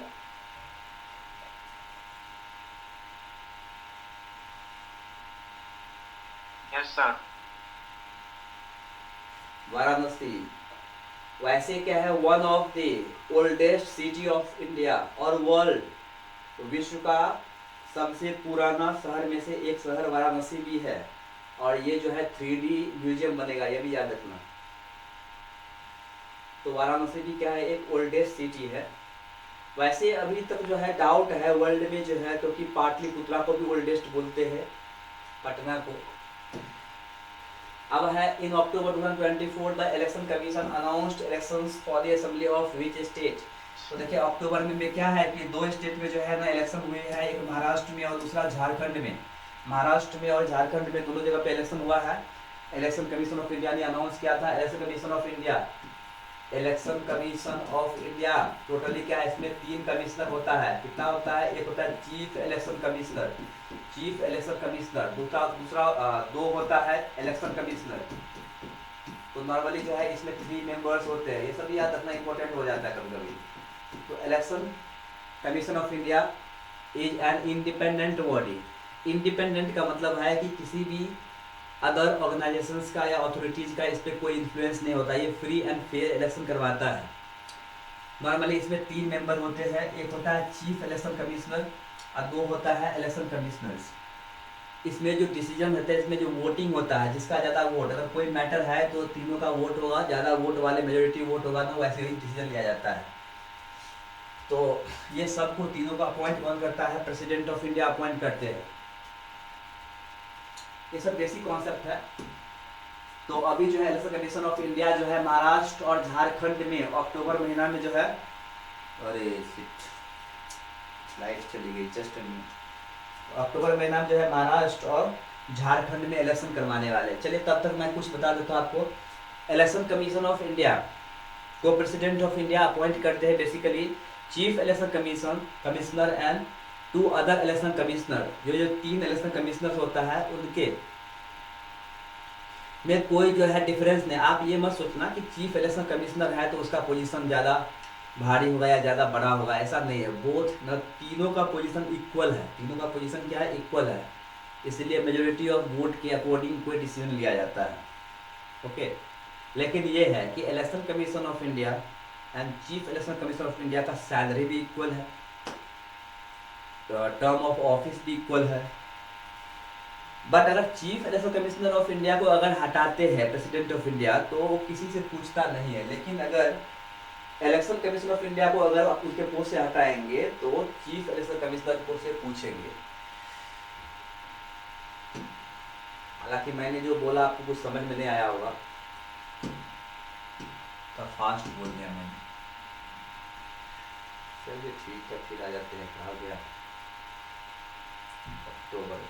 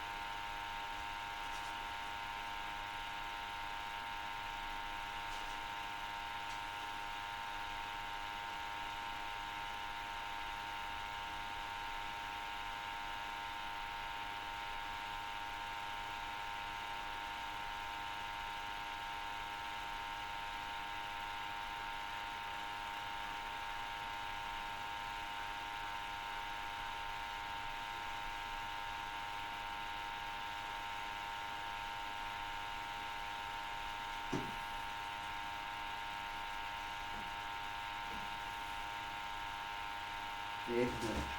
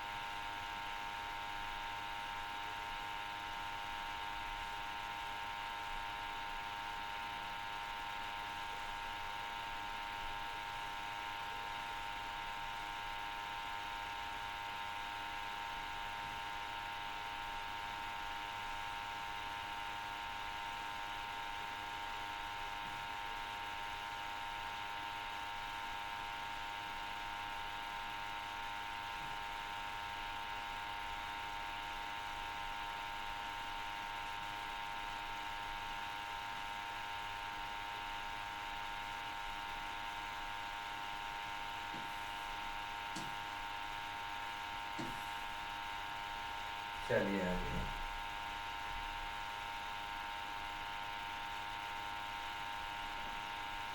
ओके, तो अभी हम जो चीफ इलेक्शन कमिश्नर की बात कर रहे थे, अभी कौन है, अगर क्वेश्चन पूछ सकता है और ये क्वेश्चन आता है एग्जाम में, तो who is the chief election commission of India, तो वो है राजीव कुमार। ये याद रखना, Rajiv Kumar is the chief election commissioner. मुख्य चुनाव आयोग अभी राजीव कुमार है, ठीक है, ये साइड से आपको लिख लेना। चीफ इलेक्शन ये कमिश्नर, हाँ ये चीफ इलेक्शन कमिश्नर है। वो भी बता दूं क्या इलेक्शन कमिश्नर? हाँ जी सर। इलेक्शन कमिश्नर जो है, एक है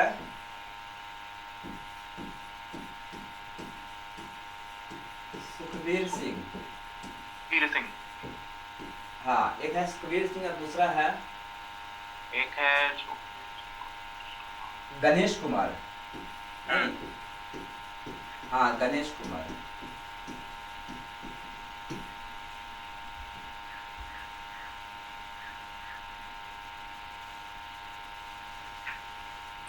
तो सुखबीर सिंह और गणेश कुमार, ये क्या है, इलेक्शन कमिश्नर है। इलेक्शन कमिश्नर और चीफ इलेक्शन कमिश्नर है राजीव कुमार। ये याद रखिए, ये क्वेश्चन भी पूछ देता है।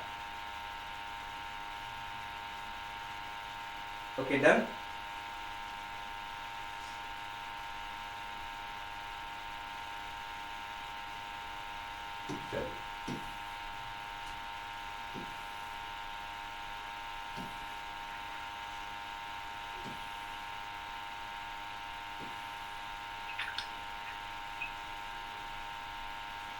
चलिए कुछ पॉइंट देख लेते हैं। महाराष्ट्र का जो है ये 15th जो है ना, महाराष्ट्र का ये 15th जो है वो क्या होगा, विधानसभा का इलेक्शन होगा 15 नंबर का, और झारखंड का ये 16 है, क्योंकि झारखंड जो है वो बिहार से अलग हुआ था, 2001 में अलग हुआ था, बहुत बाद में वो राज्य बना है।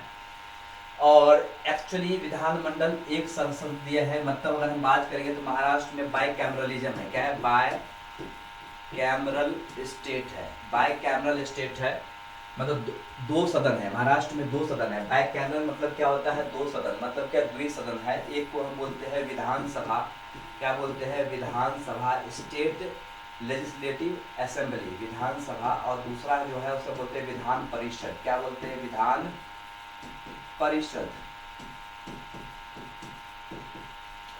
मतलब क्या है? State legislative assembly and state legislative council.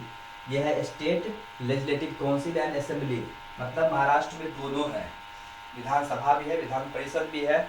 लेकिन झारखंड में सिर्फ और सिर्फ क्या है? विधानसभा है, मतलब एक सदनीय है ये, सिर्फ और सिर्फ विधानसभा है यहाँ पे। बिहार में भी दोनों है, बिहार में भी क्या है? विधान परिषद और विधान सभा दोनों है। टोटल जो अगर बात करेंगे तो ऐसे 7 राज्य है। कौन कौन सा? Bihar, UP, Bihar, UP, Maharashtra, Bihar, UP, Maharashtra, Karnataka,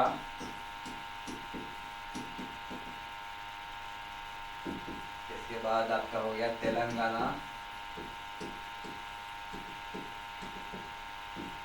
and Andhra Pradesh.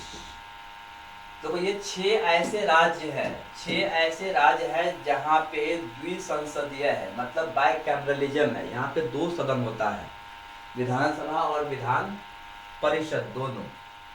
अभी पिछले साल जो है बंगाल में भी विधानसभा परिषद बना है, तो एक और स्टेट हो जाएगा बंगाल। जम्मू एंड कश्मीर जब स्टेट था वहाँ पे भी था, लेकिन जम्मू एंड कश्मीर अब स्टेट नहीं रहा है। तो अभी 7 ऐसे स्टेट है जहाँ पे 2 सदन होता है, उसको बोलते हैं by cameral state. Bihar, Uttar Pradesh, Maharashtra, Karnataka, Telangana, Andhra Pradesh और वेस्ट बंगाल।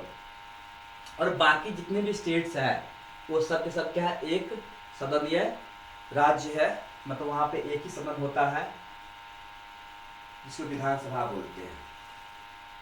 महाराष्ट्र में टोटल जो है 288 सीट्स है, लेकिन झारखंड में सिर्फ 81 सीट्स है। तो कुछ बेसिक डिफरेंस है, ये भी याद रखिए।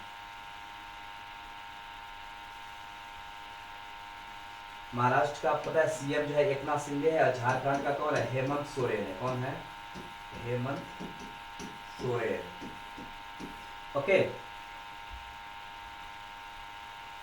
ये जो बताया हो याद रखना, ये सब क्या है? Bye cameral state. बिहार ये जो अभी 7 हो गया, ये पिछले साल बना है, ये पहले नहीं था, बंगाल इसी साल बना है। तो 7 ऐसे राज्य हैं जहाँ पे 2 सदन है, मतलब 2 सदन मतलब क्या है? बाय कैमरल है, विधानसभा भी है, विधान परिषद भी है। विधानसभा को बोलते हैं इंग्लिश में state legislative assembly, Vidhan Parishad को बोलते हैं स्टेट लेजिस्लेटिव काउंसिल। चलिए आगे बढ़ते हैं।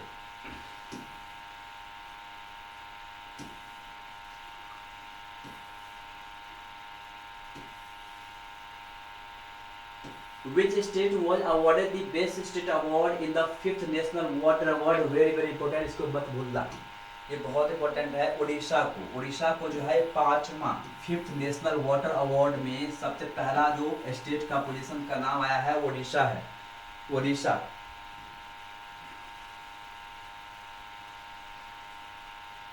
Best state award, national water award जो है वो उड़ीसा को दिया गया है। 1 लाइनर है, इसको याद रखना, इसको भूलिएगा मत, बहुत इंपॉर्टेंट है। ऐसे क्वेश्चन एग्जाम में बहुत बार पूछता है, बिकॉज ये एनवायरनमेंट से रिलेटेड है। देखो सबसे अच्छा राज्य में जो है टॉप पे उड़ीसा, सेकंड पे उत्तर प्रदेश आता है, ठीक है, थर्ड पे पौंडीचेरी राज्य की बात कर रहे हैं। तो फर्स्ट पे आप देखो क्या, उड़ीसा बेस्ट स्टेट कैटेगरी में फर्स्ट पे क्या है? उड़ीसा, सेकंड पे उत्तर प्रदेश और थर्ड पे पौंडीचेरी एंड गुजरात जो है झुंझुनू आता है थर्ड पे। लेकिन आपको ये सेकंड और थर्ड को कोई याद नहीं रखता है, फर्स्ट को याद रखता है। फर्स्ट पे कौन आया है? उड़ीसा। और सिटी की शहर की बात करेंगे तो शहर में टॉप पे जो है सूरत है। टॉप पे सूरत है, सेकंड पे पुरी है। टॉप पे सूरत जो गुजरात में आता है, ये सिटी है, यह लोकल अर्बन बॉडीज में जो है टॉप पे सूरत, सेकंड में पुरी उड़ीसा में है, थर्ड पे पुणे महाराष्ट्र में है।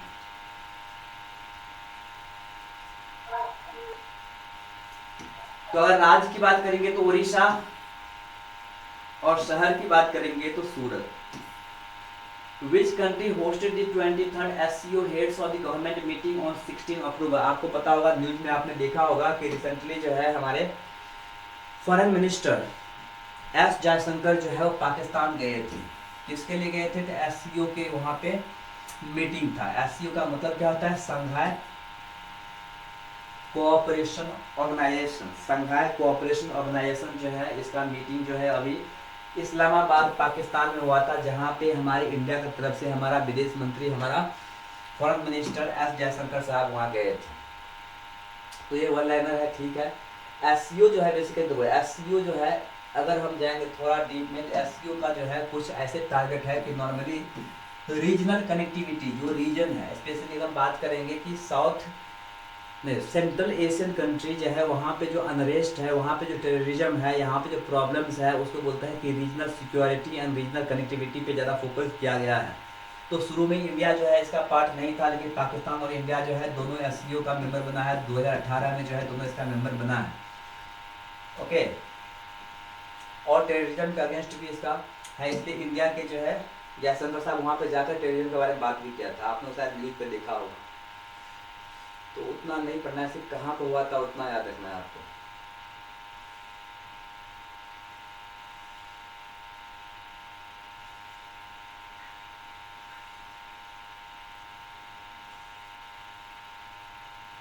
Which country won the most medals in the recently held Asian Table Tennis? Asian table tennis championship. मैंने बताया था कुछ दिन पहले कि भारत जो है उसको क्या मिला था? भारत को ब्रॉन्ज मिला था। आज भी पढ़ाया था, भारत को क्या ब्रॉन्ज मेडल मिला था। टॉप पे कौन रहा है? मैंने बताया इसमें जापान जो है टॉप पे रहा था। सबसे ज़्यादा मेडल जो है ना वो जापान ने जीता है। तो बस वन लाइनर है ऐसे। Table tennis, Asian table tennis में जो है ना वो जापान टॉप पे रहा था। हमारा इंडिया जो है सिर्फ ब्रॉन्ज मेडल जीता है इसमें। भारत का क्या मिला है? ब्रॉन्ज मेडल जीता है, दैट्स ऑल।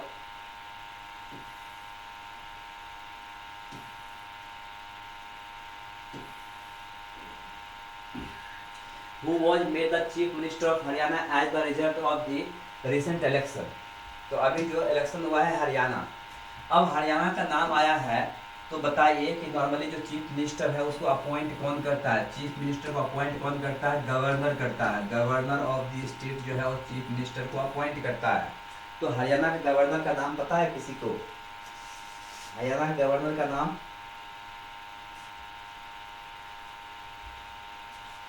है बंडारू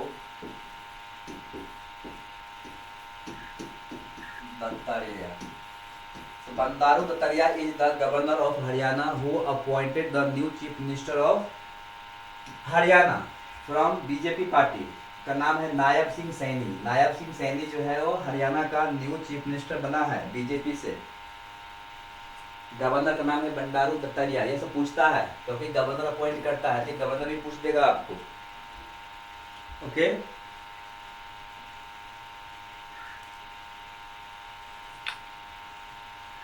चलिए yes sir.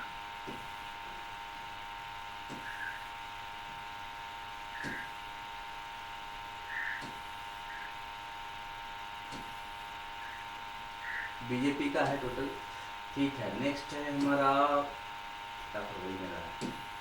Who recently won the title of Femina Miss India. Femina Miss India जो है वो एक्चुअली जीती है निकिता पोरवल।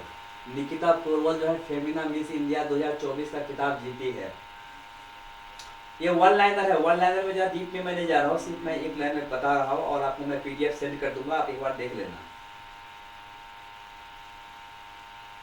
देखो ये एक बार याद रखना, ये पूछता है मिस वर्ल्ड जो है, मिस वर्ल्ड कौन बनी है? मिस वर्ल्ड है क्रिस्टिना प्लिस्कोवा बना है, जो क्या है चेक जनराज की, चेक रिपब्लिक की है क्रिस्टिना। पूरा याद नहीं रखना, सिर्फ क्रिस्टिना याद रखना। क्रिस्टिना याद रखना, क्रिस्टिना मिस वर्ल्ड बनी है। मिस यूनिवर्स इंडिया बनी है Riya Singh. Miss Universe India बनी है Riya Singh, Miss India world wide बनी है ध्रुवी पटेल। ये याद रखना 2024 का मिस इंडिया वर्ल्ड वाइड का खिताब ध्रुवी पटेल को मिला है। मिस यूनिवर्स इंडिया का खिताब रिया सिंघा को मिला है। मिस वर्ल्ड आप जानते हो क्रिस्टिना को मिला है। ये सब आपको याद रखना है। निकिता पोरवल जो है वो कौन बनी है, Femina Miss World, Femina Miss India, Femina Miss India उसको मिला है। देखो Femina Miss India North East Angelia and Marvin को मिला है Femina Miss India East. Riya Nandini को Femina Miss India South, Malina को Femina Miss India West, Arshia Rashid को Femina Miss India North, Shivdev Singh Sarang को। तो ये अगर याद नहीं भी करेंगे चलेगा, कोई जरूरी नहीं है ये पूरा याद करना है, ये इतना याद नहीं करना, लेकिन फेमिना मिस इंडिया का नाम याद रखना जरूर। निकिता पोरवल मध्य प्रदेश की रहने वाली है।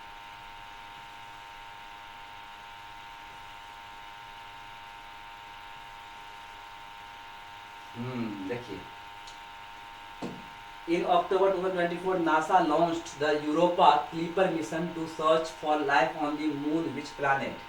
अब ध्यान से देखना कि नॉर्मली जो जुपिटर है, Jupiter has the largest number of planet. अभी total 97 planets sorry moons, Jupiter में सबसे ज्यादा सैटेलाइट्स है। कितने? अभी 97 डिस्कवरी हो चुका है, 97 डिस्कवरी हो चुका है। बुक सब में अभी आपको 63 या 70 ही दिख रहा होगा, बुक में अभी भी 63 70 ही लिखा रहेगा, लेकिन अभी 93 जो है डिस्कवरी हो चुका है।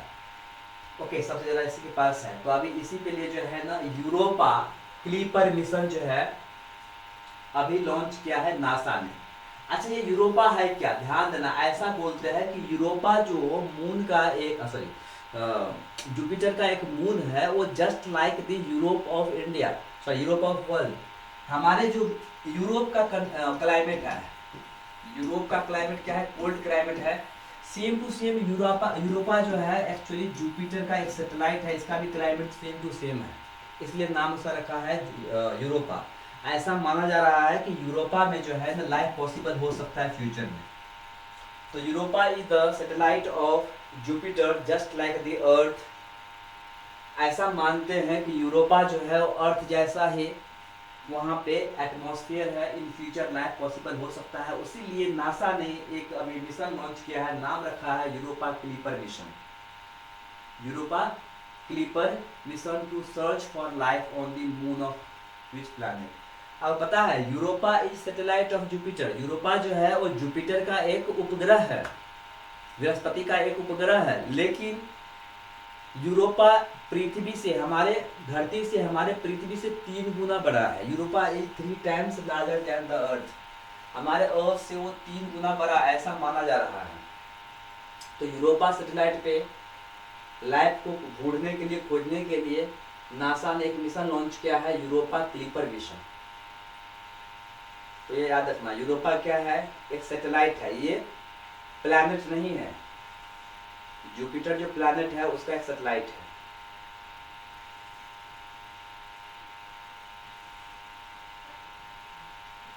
थोड़ा मैं फास्ट चल रहा हूँ क्योंकि टाइम कम है, इसलिए। According to the recent information which company will make India first indigenous bullet train.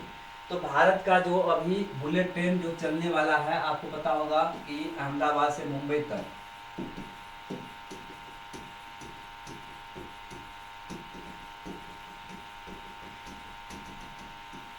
जो फर्स्ट ट्रेन है वो कौन सी कंपनी बनाने वाला है? तो BEML जो कंपनी है वो इंडिया के फर्स्ट इंडिजिनस बुलेट ट्रेन बनाएगा। इंडिजिनस मतलब क्या? हमारे देश में ही ये बन के तैयार होगा, किसी और देश से हम खरीद नहीं रहे हैं, हमारे देश में ही बना रहा है। तो ये रखना, BEML कंपनी जो है वो भारत का फर्स्ट कंपनी है जो इंडिया का इंडिजिनस बुलेट ट्रेन बनाएगा।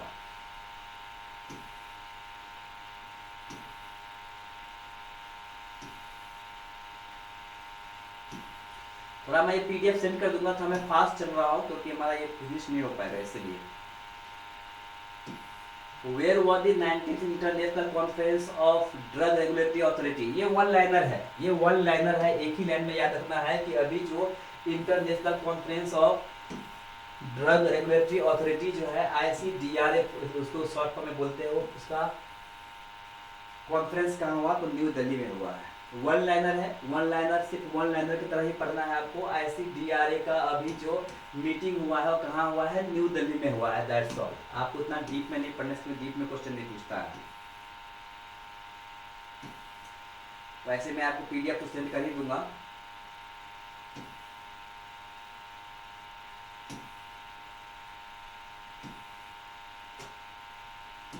Which national park recently became India's second butterfly? हाँ ये इम्पोर्टेंट है, very very important.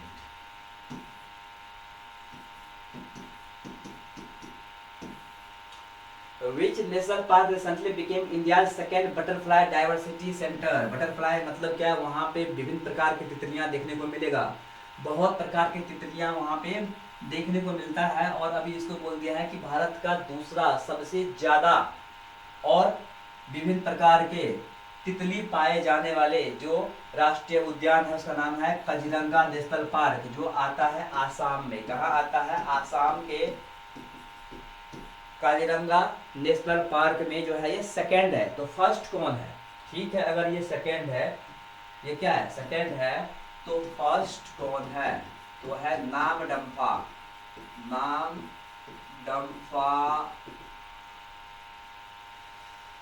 National park. ये है आपको अरुणाचल प्रदेश में। तो फर्स्ट जो है, first butterfly diversity centre of India is Namdapha in Arunachal Pradesh. Second कहाँ बना है, तो काजीरंगा नेशनल पार्क आसाम। ठीक है, तो ये पॉइंट आपको याद रखना है।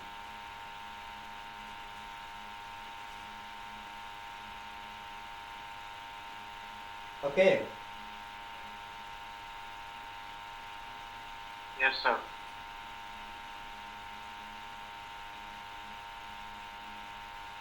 चलिए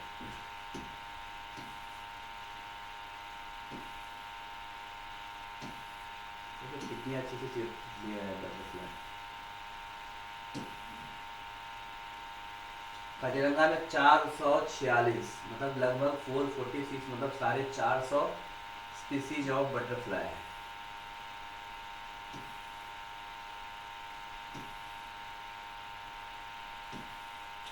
Who has recently nominated as the next, very very important, इसको तो भूलना ही मत आप लोग, ये बहुत इंपॉर्टेंट है। अब ये अगला जो हमारे सुप्रीम कोर्ट के जो न्यायाधीश बनने वाले हैं, सुप्रीम कोर्ट के जो चीफ जस्टिस ऑफ इंडिया बनने वाले हैं, उनका नाम है Sanjiv Khanna. Sanjeev Khanna will be the next CJI। CJI मतलब चीफ जस्टिस ऑफ इंडिया, और chief justice of supreme court जो हमारा अगला बनने वाला है Sanjiv Khanna. Sanjeev Khanna is the senior most जज of 34 जजेज।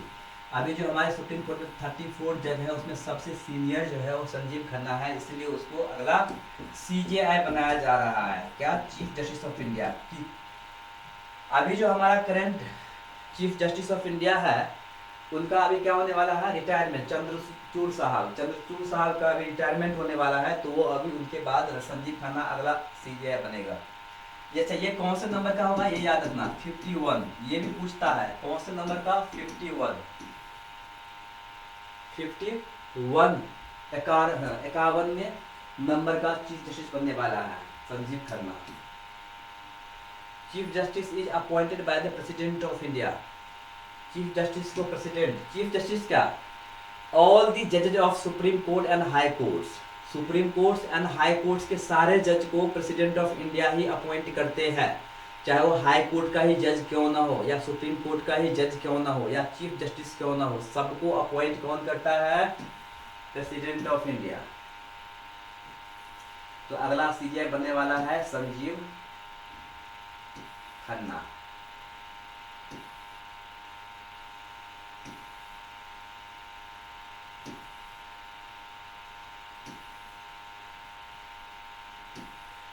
Where was the my हो चोंगबा फेस्टिवल। तो माय हो चोंगबा फेस्टिवल जो है वो कहाँ का फेस्टिवल है, तो ये मणिपुर का फेस्टिवल है, ये मणिपुर का फेस्टिवल है। ये फेस्टिवल भी कभी कभी पूछ देता है, मणिपुर का फेस्टिवल है। अच्छा, मणिपुर का नाम आया है, तो मणिपुर का CM कौन है, तो पता है, मणिपुर का CM का नाम पता है किसी को, बीरेन सिंह यहाँ का सीएम है और यहाँ का गवर्नर कौन है? लक्ष्मण आचार्य। लक्ष्मण आचार्य यहाँ का गवर्नर है। मणिपुर का कैपिटल इम्फाल। ओके,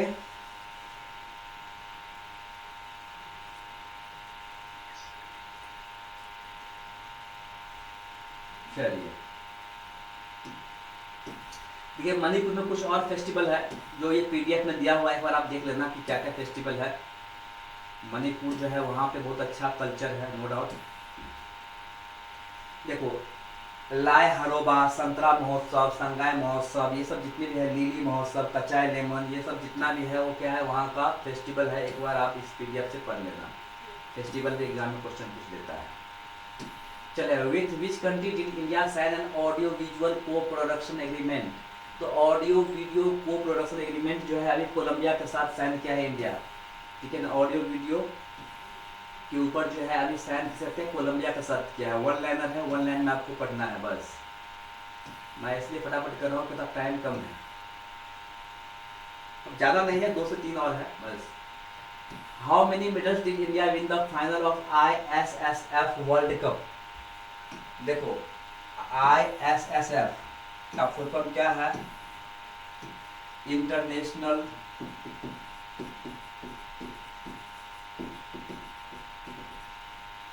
शूटिंग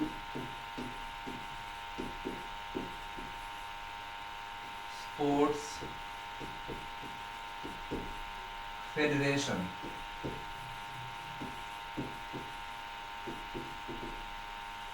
तो international shooting sports federation world cup जो अभी हुआ है उसमें इंडिया को कितने मेडल मिला है? तो फाइनल में जो है इंडिया को कितने मेडल मिला है? 4 मेडल मिला है।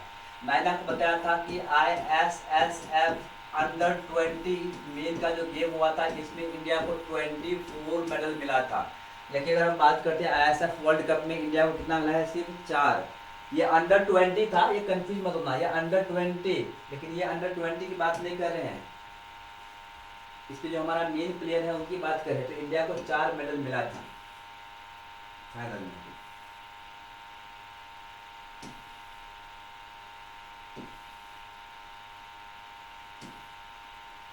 कहाँ हुआ था? नई दिल्ली में हुआ था। हाँ, इम्पोर्टेंट हो जाएगा। इंडिया को न्यू दिल्ली में सिल्वर मेडल मिला है। सोनम मस्कर को सिल्वर मेडल मिला है, विवान कपूर को ब्रॉन्ज मेडल मिला है, अखिल श्योरान को ब्रॉन्ज मेडल मिला है, अनलजीत सिंह नरूगा को।